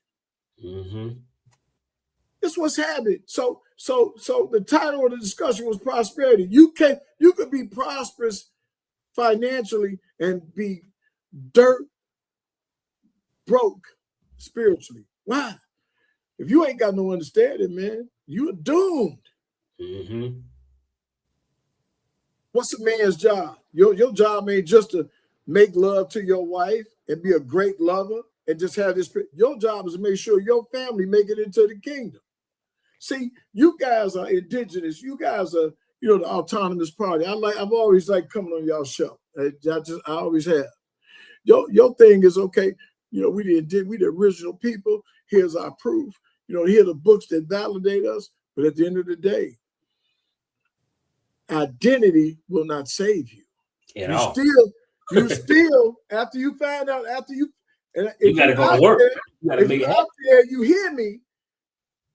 This applies to the Hebrew Israelite, because the Hebrew Israelite running around, he messed up in the mind. He think because he found out he was Israel, that's all he got to do. No, which is crazy. Once you come in, once you find your identity, once you put off the hybrid brain, can I preach? Go ahead. Once you get rid of that hybrid mind, what is a hybrid mind? That is a man that was created by false memories. Once you get rid of your false memories and you find out who you are, you still need salvation. Yeah. We remember. Use that as your purpose, as the battery in your back. You got to get salvation, because what good is a man that had amnesia? He got amnesia for 2,000 years. No, in this particular instance, he had amnesia for 400 years. Yeah. No, so at the end of the 400 years, dead, so identity without work would be dead too. Yeah. So at the end of the 400 years, all of a sudden your memories come back. What good is that? What good is it gonna do you? You still need salvation. Right. So prosperity is not gonna get you in the kingdom. Right. Prosperity will not get you in the kingdom, just like identity will not get you in the kingdom. I have to say this. Why? These people love you guys. I know they do. I've been watching y'all long distance. I got my own thing going on, but them people love you. So at the end of the day, once you teach them people who they are, fine. God bless you. Now you know who you are. But you still gotta walk with Yeshua. Yeah. And some people call him Yeshua, some people call him Jesus. If you call him Yeshua, he's fine with that. That's his original name. But you still gotta have salvation. But go ahead. Yeah, well, you mentioned something, and I got a couple more things to go through with you, for tonight, and you as a guest. We love having you on too, by the way. So appreciate you pulling up on Easter Sunday, they call it, right? Yep. And stop playing. Ain't no such thing as Yeah. Go ahead, man. For the real though, you said something about the Ashkenazi, right? And there's a lot of stuff going on with that. And like you said, the pastors, the prosperity preachers don't be really speaking on it and stuff like that. I ain't never heard that when I was going to church now. So I got a clip, and I want you to tell me what you think about it, dealing with this Ashkenazi thing and what's going on. Because virally, I'm saying today we're seeing a lot more of it go. People speak out on it. I'm talking about black, white, everybody. It's not just even, you know what I mean? So go ahead, Monte, when you get a chance. I'm about to play it now. Folks may not know, so don't even trip. I'm gonna. You can hear it. Yeah. Can hear it. You cut it off. Nazi Jews come from. See, there was some Internet trip real quick. Hey, take your time. Y'all can still hear me though, huh? Yeah. All right, here we go. European Jews that got converted to Judaism. And from them came the Zionist movement. The Zionist movement did not start in Palestine, it started in Europe. Ahmadinejad said, well, since the Holocaust, you say, took place in Europe, you should ask the Germans to carve out some of Germany for you. If you study the Zionist movement, they weren't even thinking about Jerusalem originally. Guess what they were thinking about? Uganda, that beautiful nation. Oh, they were going to take that. What were they going to do with the Ugandan people?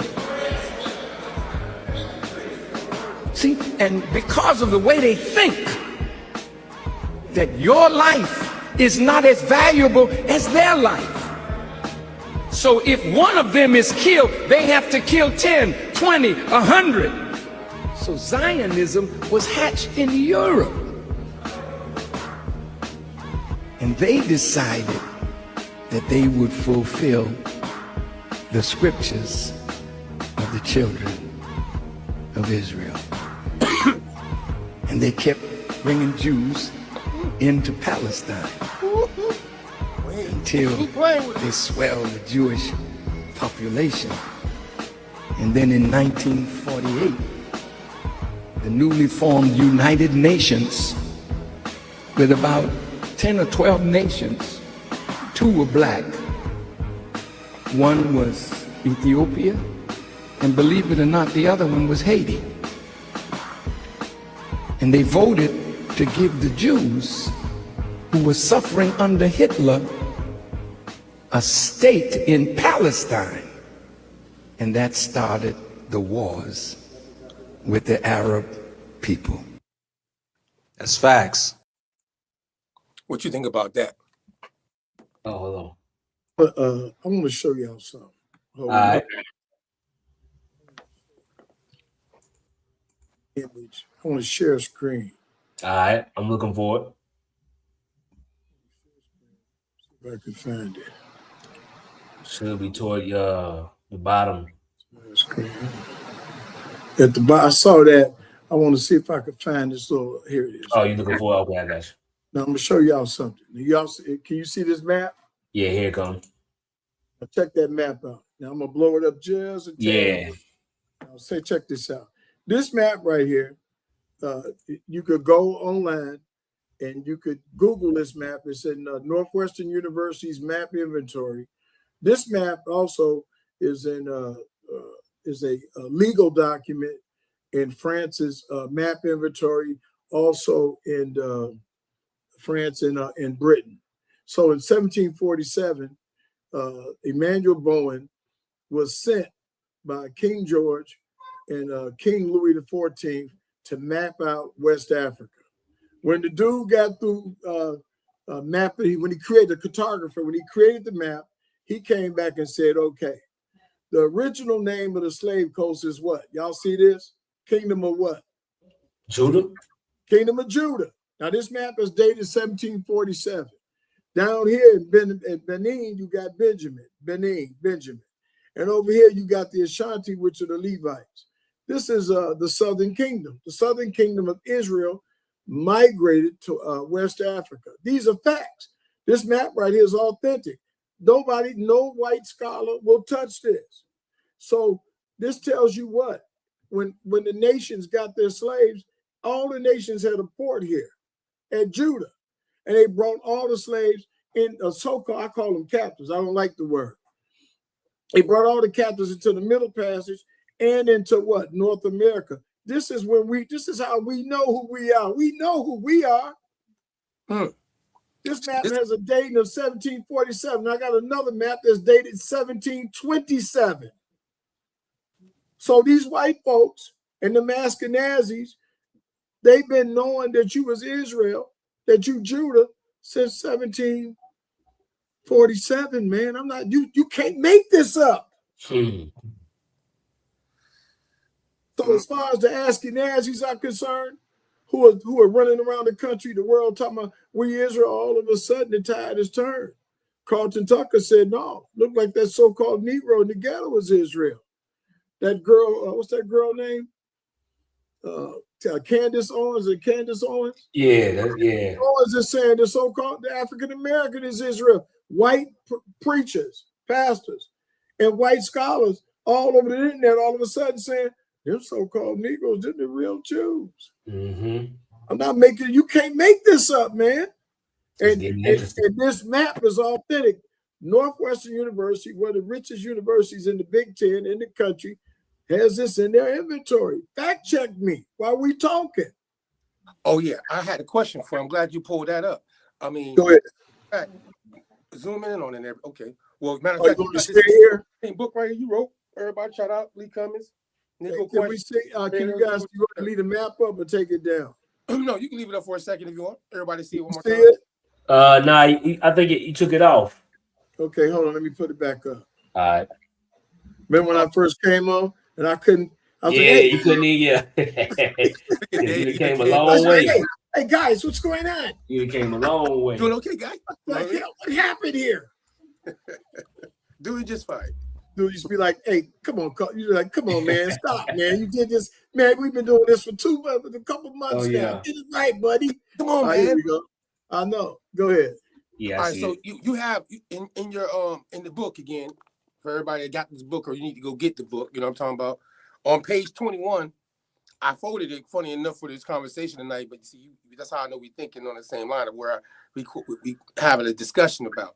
And you obviously show this an accurate map of Negro lands. Obviously, it says 1747, everything you just said about the maker, Emmanuel Bowen, the time frame 1747. That's in the book. Right.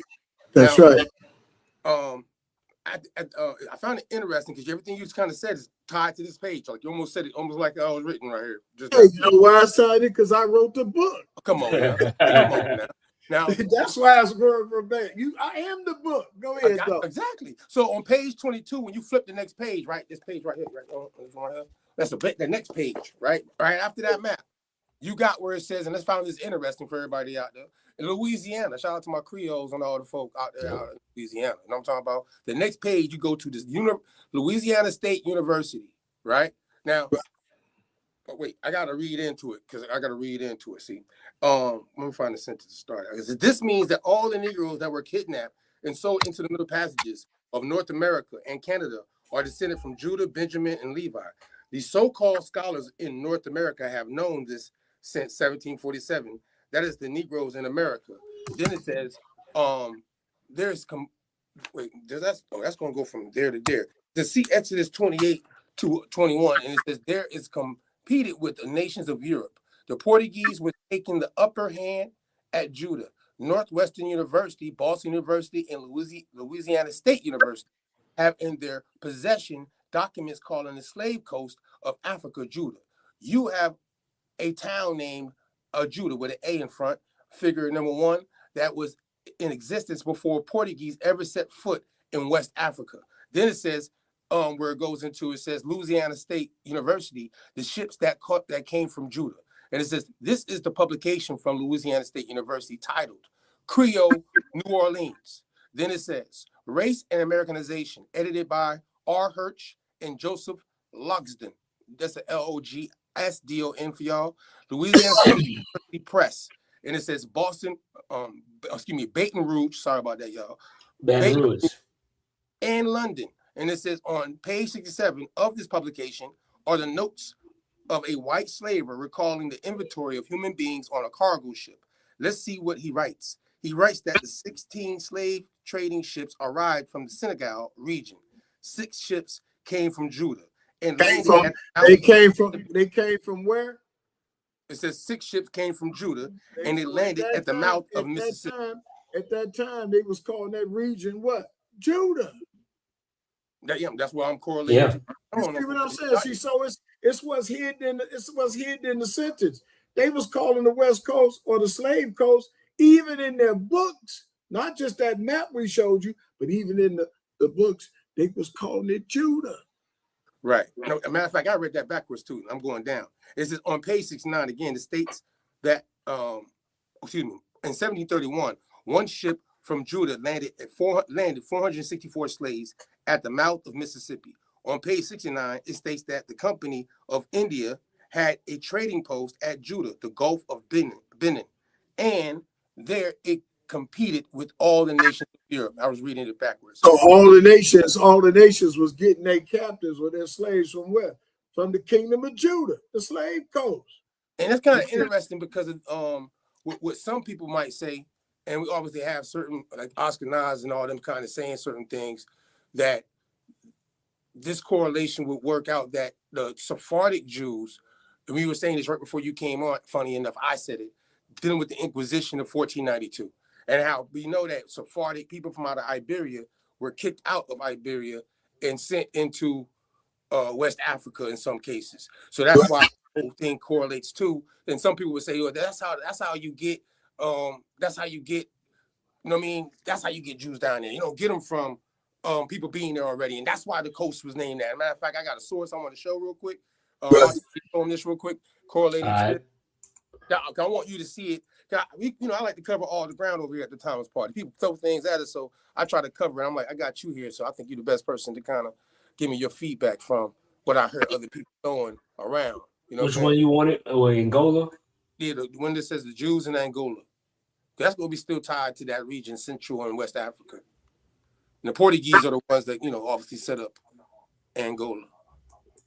Damn, it must not be. It's not, I don't think it's supposed to even look like that, ain't it? Let me see. When you pull it up, it ain't supposed to, or did it do that? Oh, I see what it is. All right, but, you go to the bottom. Oh, you want me to take this image down? Nah, you good. It's on me. What you saying, Matt? It's at the bottom, but it's only a little paragraph. So I'm gonna go to another one. I'm gonna see another one. Hold on. It's not going. But in the meantime, can I comment? Of course you can. On this image, this new. Okay, you see it on the screen, everybody? Oh yeah, I'll bring it up. Okay. While he's doing that. All right, there we go. Here you go. Okay. Now this artifact that you guys are looking at right now is an image of the Ashanti high priest. If you notice, around his neck, he got a stone with he got this object on with 12 stones on it. Each stone represents what? One of the tribes of Israel. And on his head, he got holy to Yahweh. This was a image that was taken from the London Times in 1874. So the Europeans, first they knew in 1747 that you was Israel. In 1874, when they saw this artifact, they knew you was Israel, because it's only one high priest that has 12 stones on his chest, and that is the seed of Aaron. Y'all see that? We wanted to hear. Yep. That's what we want to talk about. That's what people. Okay, I'm gonna give it to you. So we got people like Mr. Farrakhan said, just down in the land. Yeah, they received the charter, but what people fail to realize is that charter was given by ambassadors. Ambassadors from different nations voted on the charter. These people don't have the right. They didn't have the right to give land away. Mm-hmm. So all the proof is pointing to the so-called Negro that he's Israel.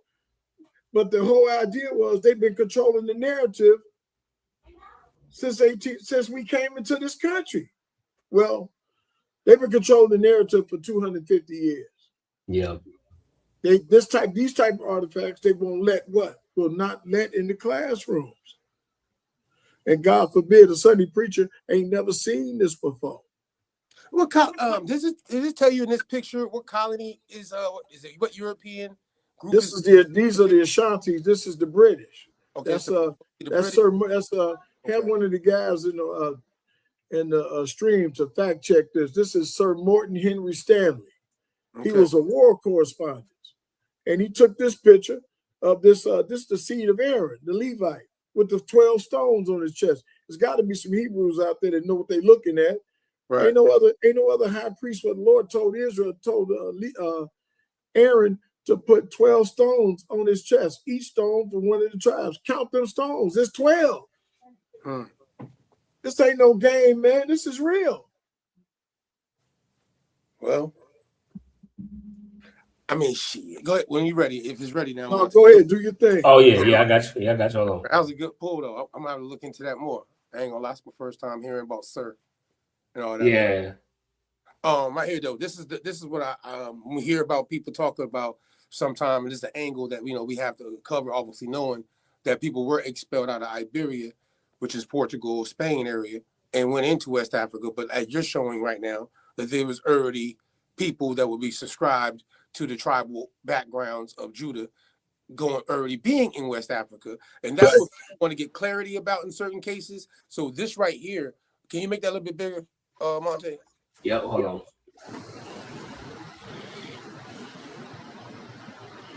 There we go.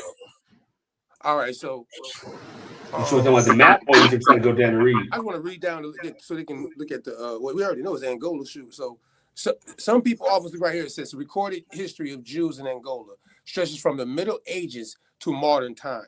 It's this very small community of Jews lives in Angola, mostly in capital city of Luanda, with a handful scattered elsewhere with mixed origins and backgrounds.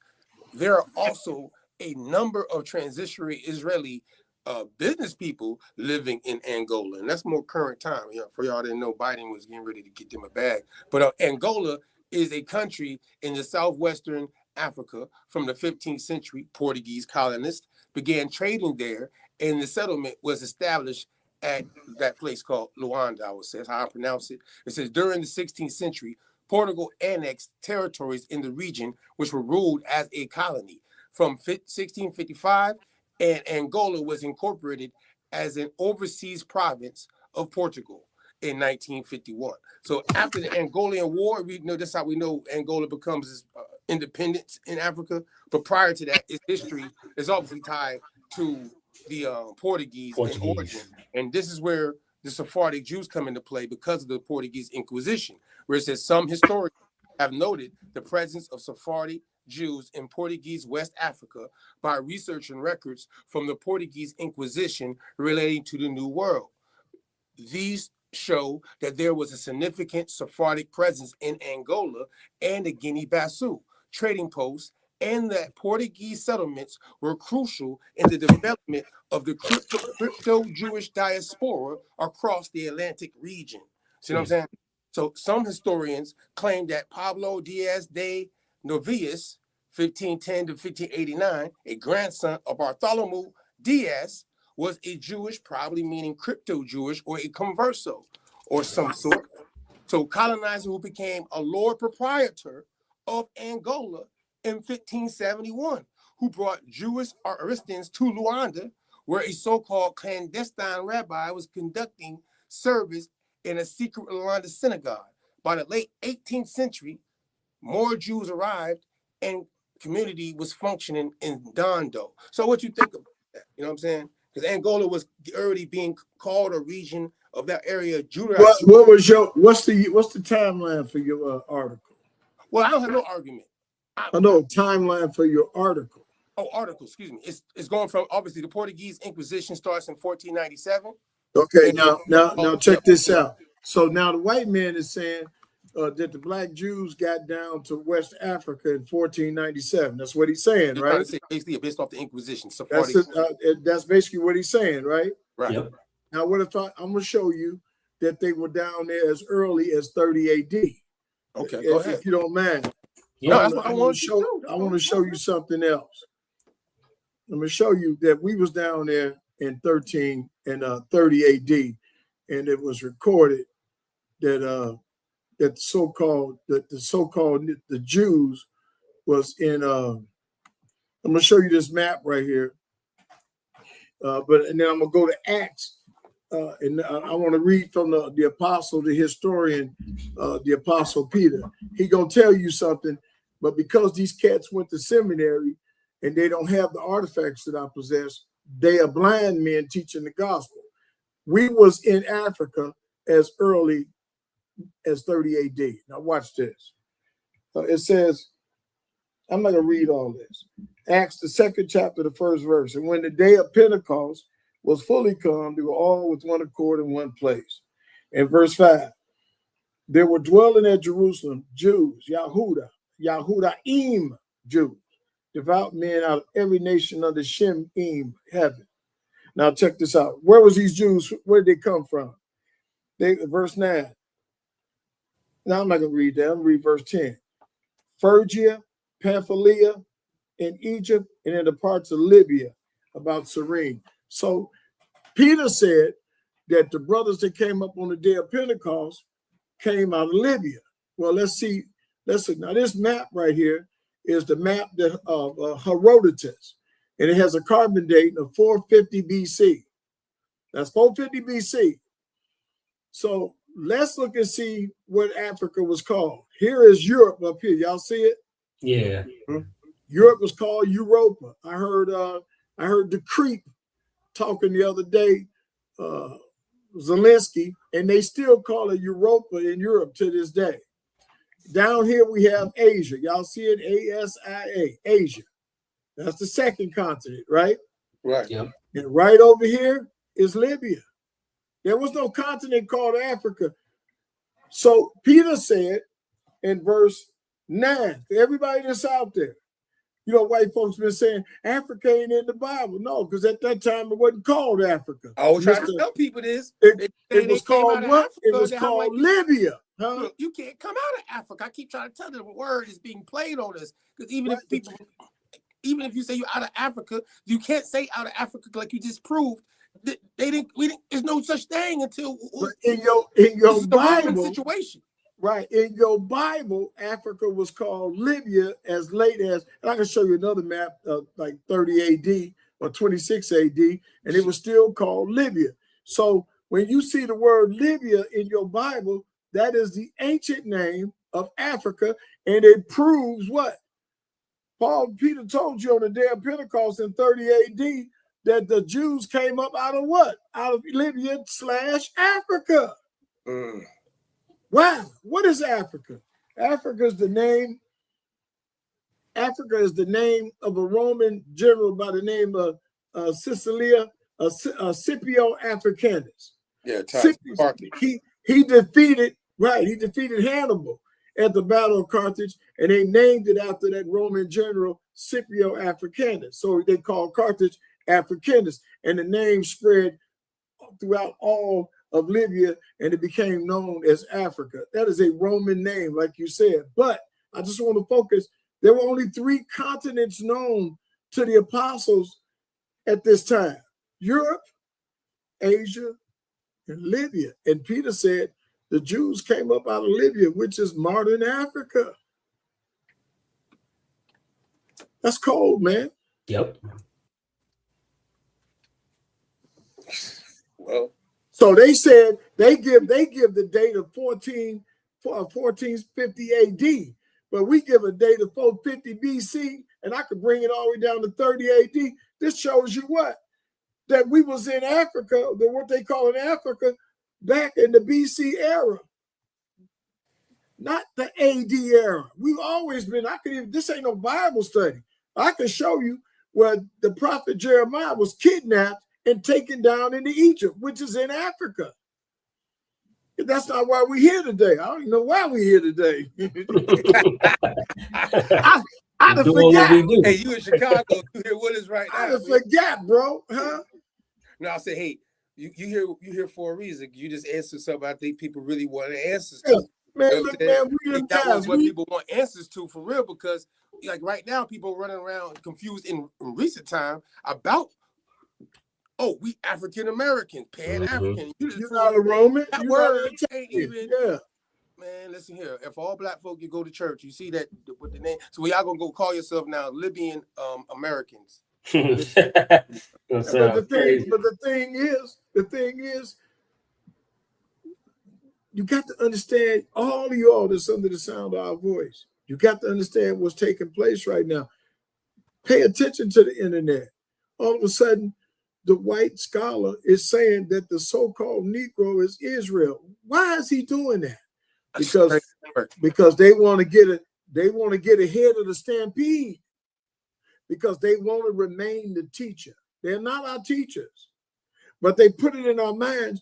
Unless you go to one of our institutions and get a piece of paper from us, you can't be a scholar. You can't be well, guess what? We've been teaching our people for years. Now all of a sudden, this white man's job is in jeopardy as the teacher, as the scholar, as the professor. He's trying to get he's trying to get ahead of the curve by confessing that the so-called Negro is Israel, not just us, the indigenous people. Oh, them Israelites, they spoke that like, hey y'all, hey y'all, hey y'all. That's Hebrew, man. That's Aramaic. Chakma. All these words that these brothers spake, that was ancient Hebrew, man. So I just I hope you got something out of this map, and you can fact check me. But I'll tell you like this: the white man, they running a scam, and the scam is, oh, them brothers didn't get down there to 1400. We had already been there, Mr. Anglo-Saxon. We already been there. Yep, revisionist. Hey, well, Hey, you want to go to my next video real quick, man? Because it's almost 8 o'clock. Yeah, I got you. Go I'm get about to y'all. put it I in. appreciate the see, that's what people had questions about, so I want to make sure I threw it in, make sure we got it. Well, hey, take some questions. Oh, in a few minutes, we're gonna put the video Yeah, real quick. take some questions. Go ahead. Before we get out of The here. African Americans. I find it cumbersome and confusing. Which part of Africa are we talking about? Egypt? Egypt is in Africa, but Egyptians aren't black. They're like the people in India. They're dark brown white people. But they're Africans.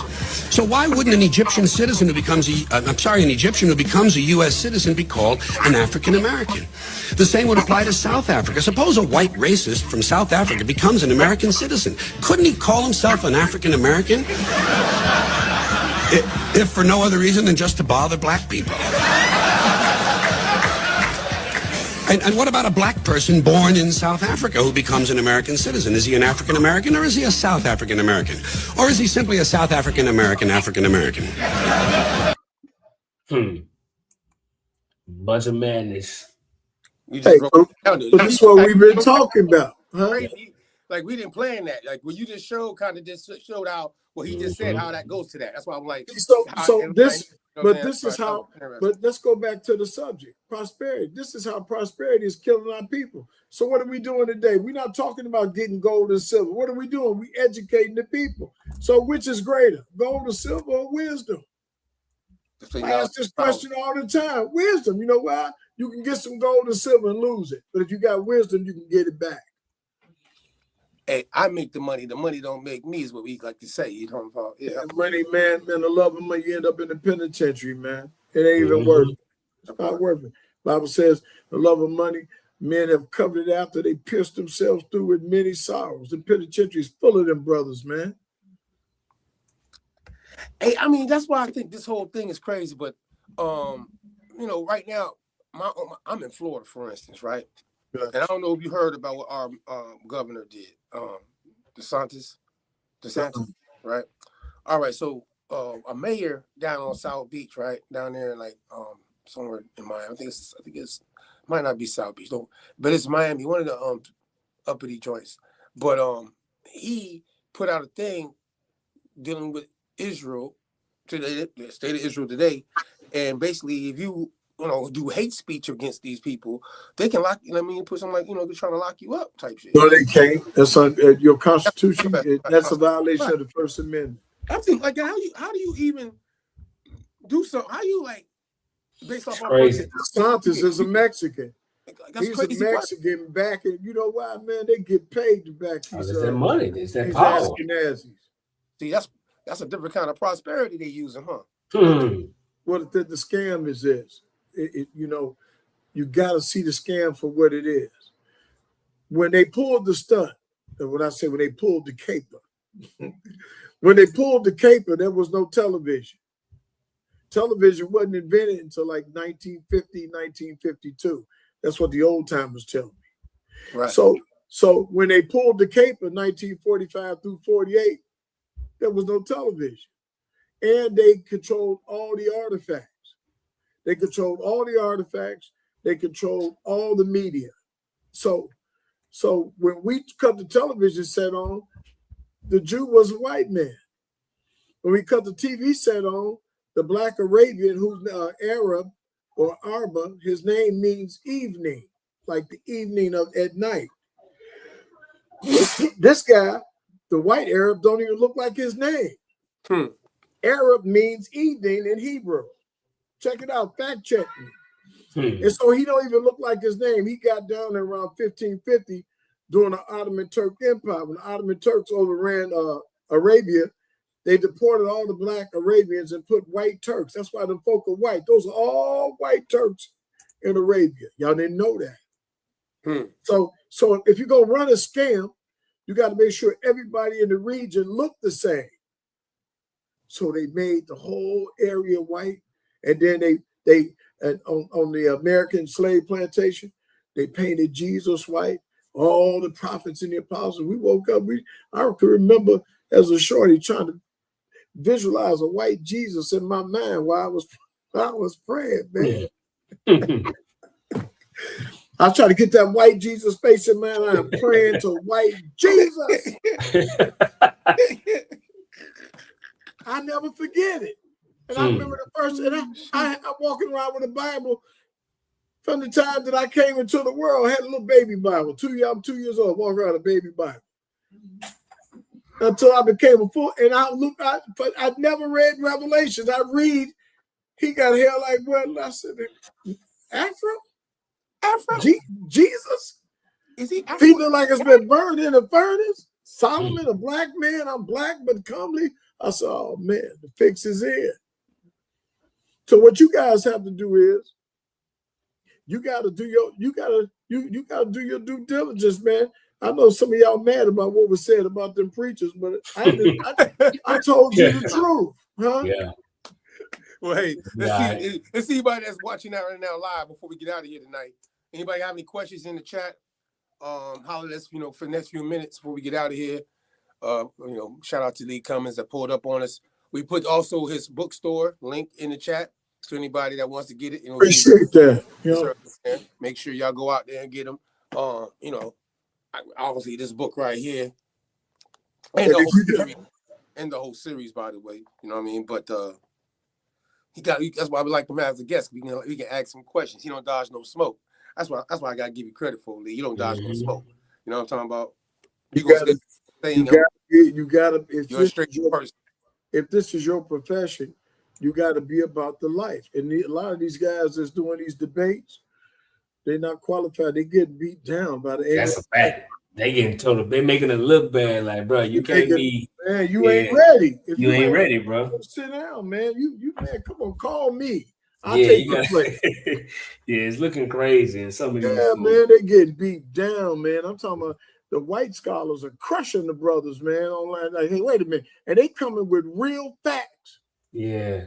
Because they have to, man. Because we done turned the world upside down, y'all. Let me tell you something about this generation that we don't get no credit. We woke up the whole world. Mm-hmm. We woke up the whole world. The internet is on fire. Why? Because of the so-called Negro. We woke up the whole world. Yep. That's what we did, huh? No, definitely so. Definitely so. You know what I mean? In this book, because we couldn't get you everything for the night, but on page 134, you start an area where you start going into the French colonies. You know what I'm saying? Look. Yeah. I remember this in your book, right? So on page 134, it got the French colonies tied to that region, talking about how those colonies and obviously Judah, Levi, everything you just said tonight. Obviously Spanish colonies, showing the same thing. The Dutch colonies, and you have here. Obviously, you have the Portuguese colonies as well: Angola, Cape Verde, Guinea, Mozambique. So, before I leave, my only question I have, nobody in the chat. I'll let somebody go first. No, we good. Okay. What do you think about? Before we go, my last question for the night is: what do you think about what recently happened with Ghana and the leader of Ghana and what he said about the slave trade and reparation? Let me ask you a question. You got a house? Yeah. What do you do when your paint start peeling on your house? You got to paint. You put a fresh coat up, right? That part. So the white man is starting to see that the chains of slavery is falling off the Negro's brain.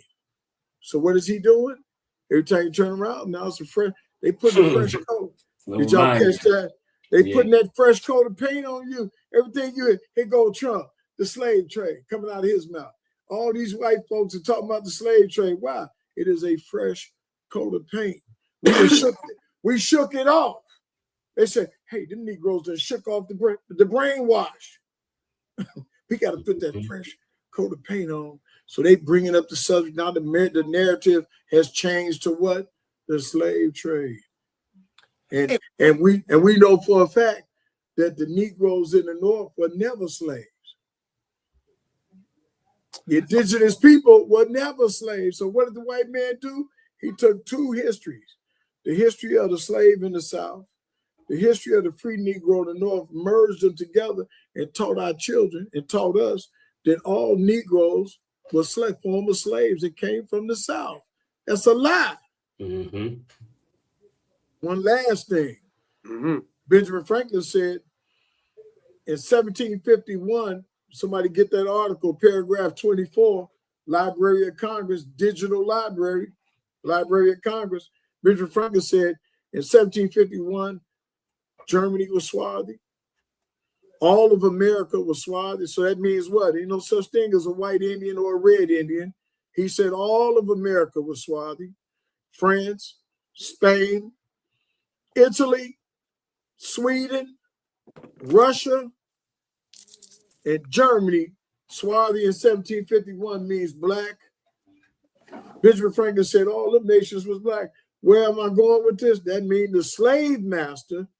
The slave, that's right. Can I preach? Yeah, I can. If he says this in 1751, y'all, slavery didn't end to 1865. That means the slave master had to be what? Black. Yep. So this answers the question that we all been asking since we was little babies. How can white folk enslave us the way they don't even move like us? It's because the slave masters were black. It was a black on black crime, and it didn't have nothing to do with color. It had something to do with religion. These nations that I mentioned, France, Portuguese, Spain, and Dutch, they were Catholic nations. And so the papal bull, the Dum Diversa, in 1450 said what? Said that any nation that is not a Catholic can be enslaved and his lands confiscated. And this is what happened. This is the real history that they will not allow into the classroom or these Negro churches. The Sunday preacher, only thing he's concerned about is turning you upside down on Sunday and taking your money. It's not, if that preacher's teaching you something, then it's okay for you to give him your 10%. Yeah. That's called the barter system, right? But if I show up and I give you 10% and you don't feed me, you are stealing from me. Extortion. Under the guise of what? Prosperity. Prosperity, bro. And Jesus. Sweet baby Jesus. The white dude with the blue hair, with the blue eyes and the stringy, the hippie. He's part of the swindle. And that's why the Thomas Party has ministry, social organizations, network. White Jesus will get a pumpkin head, bro. You know that, huh? Yeah. I see. Hey, you see white Jesus. I mean, like, what you doing over here, man? You know what you doing on the block, man? Yeah. Hey, answer some questions. Let's take some questions, bro. Oh no, we ain't got nothing today. They just been tapped in. You know, they used to us now. So that's how they move it. Hey, all right, well. Hey, listen, man. The thing turned when he did the piece on the Jews in 19. These people that's call themselves Jews. You know the scam, the fix is in when they pass a law in Israel that is punishable up to 5 years in prison if you do a DNA test. That's crazy work, right? Everybody. Did y'all know that? Ain't that? Hey, dude, the fix is what? It's in. It's illegal.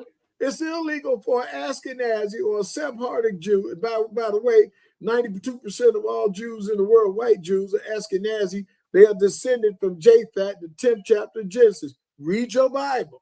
They can't be Israel. Illegal to do a DNA test in Israel. Illegal to go out to the cemetery and take a tooth out of a skeleton's mouth and say, okay, am I Israel or not? The people terrified of the truth. Oh, that's the Easter egg right there for y'all. You ain't got to get no Easter eggs today. See, he gave them all to you today. You know what I'm talking about? They mad to took my Easter from me and my white Jesus at the same time. Lord knows. Who does that? Veronica. I know I should have turned on this program. What? Hey, if you out there, I got 2 pills. You can take the green pill and you can stay in your little comfort zone. And you can believe a lie. But we got this green pill. If you take the green pill, you can see the world for what it really is. How many people you think gonna take the green pill? Gonna be real interesting. They don't want it though. You know what I'm saying? I don't want it though. Close my eyes. Hey man. We can get out of here though. Until next time, y'all. All right, man. It's good seeing everybody. Let's get y'all. Peace to the party. Like we say in Israel, man. Yesh Tov Yam. Have a good day. But in your particular case, it's Yesh Tov Layla. Have a good night. I know you don't know that. My side. Get a boss. All right, guys. Peace. Hey, 100 years here next week. Before we get out of here. Go ahead, bro. We ain't gonna be here next week Sunday, so we gonna see y'all the week after, right? Yeah. Just let them know. Yeah. We got some plans in motion, things we putting together. So next week we ain't gonna be live. So y'all until next time we see you. Peace to the party, harsh reality, and live life autonomously. You heard? Tap in. Peace. 100 years later, the life of the Negro is still sadly crippled by the manacles of segregation and the chains of discrimination. 100 years later, the Negro lives on a lonely island of poverty in the midst of a vast ocean of material prosperity. 100 years later,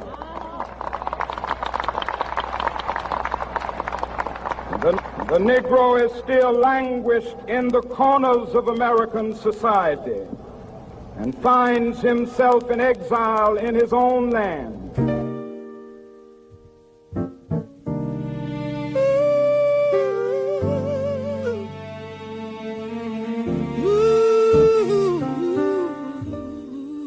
Familiar streets, still feel far from home.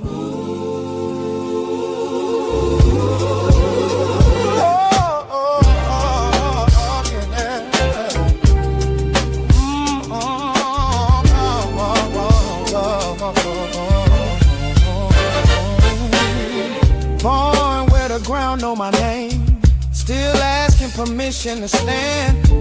They sold the future in papers, now we pay just to live on the land. No change, just rules we never chose. Old lies dressed up as law. If you don't know what's been taken, you won't miss it at all. Exile in our own land, standing where we belong. Yeah.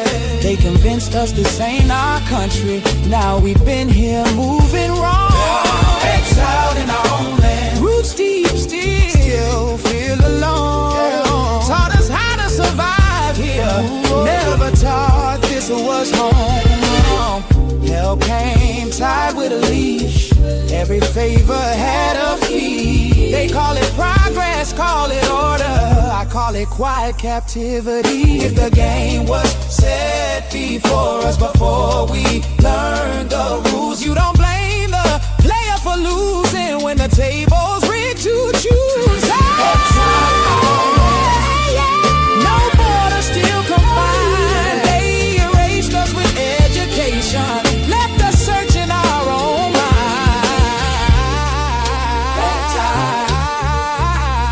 This ain't exile by distance, it's exile by design.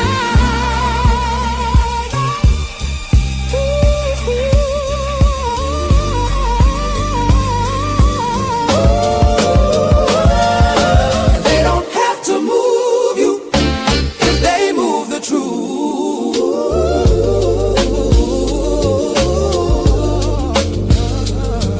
Now the fight is for remembrance, for the names they made us forget. Once you see it clearly, you don't ask for a seat, you said same ground, new rules, same blood, new name. Still here, still waiting for what was never meant to change.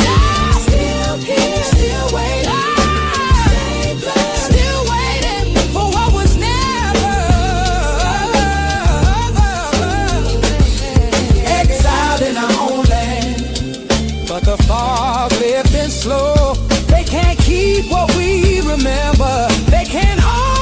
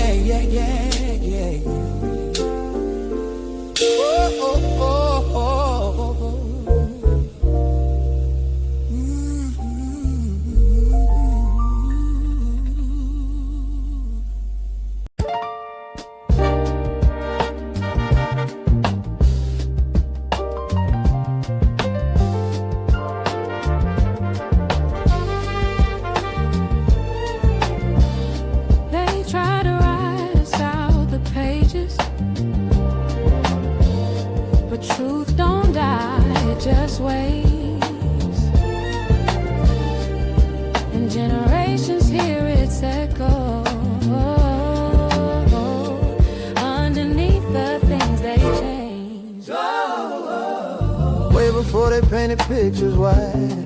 The story traveled overseas in light. Exiles running from the Inquisition's fire, carrying covenant and ancient choir. Moorish shades in the Amsterdam rain, brown-skinned rabbis with Iberian names. Menacee opened up the book again, said the tribes were living on American plains. Whoa.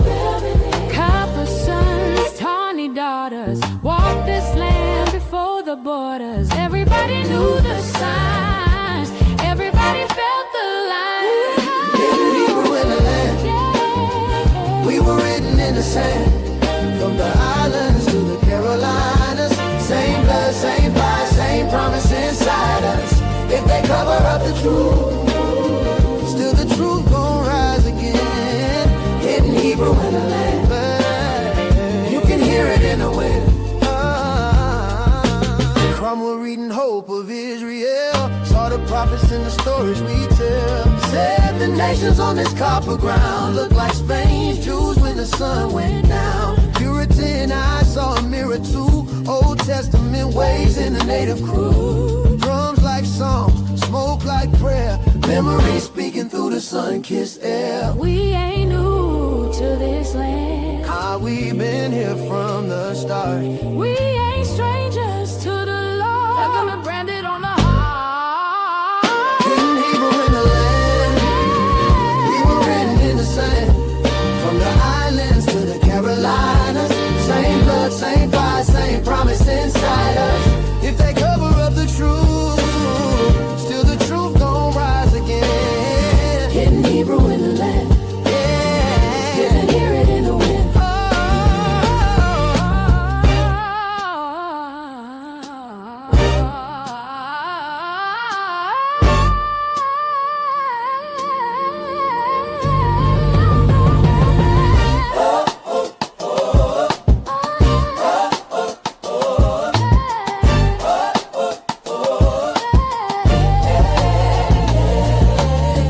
John Locke opened doors in the southern pines, gave freedom to the Jew in the Carolina line. So Sephardic seas met the maroon tribes, mixed the prayers with the river tides. Gullah tongues with that Gullah flame, still the same people though they changed our name. From Suriname heat to the low country sand, that Hebrew root kept holding the land. Oh.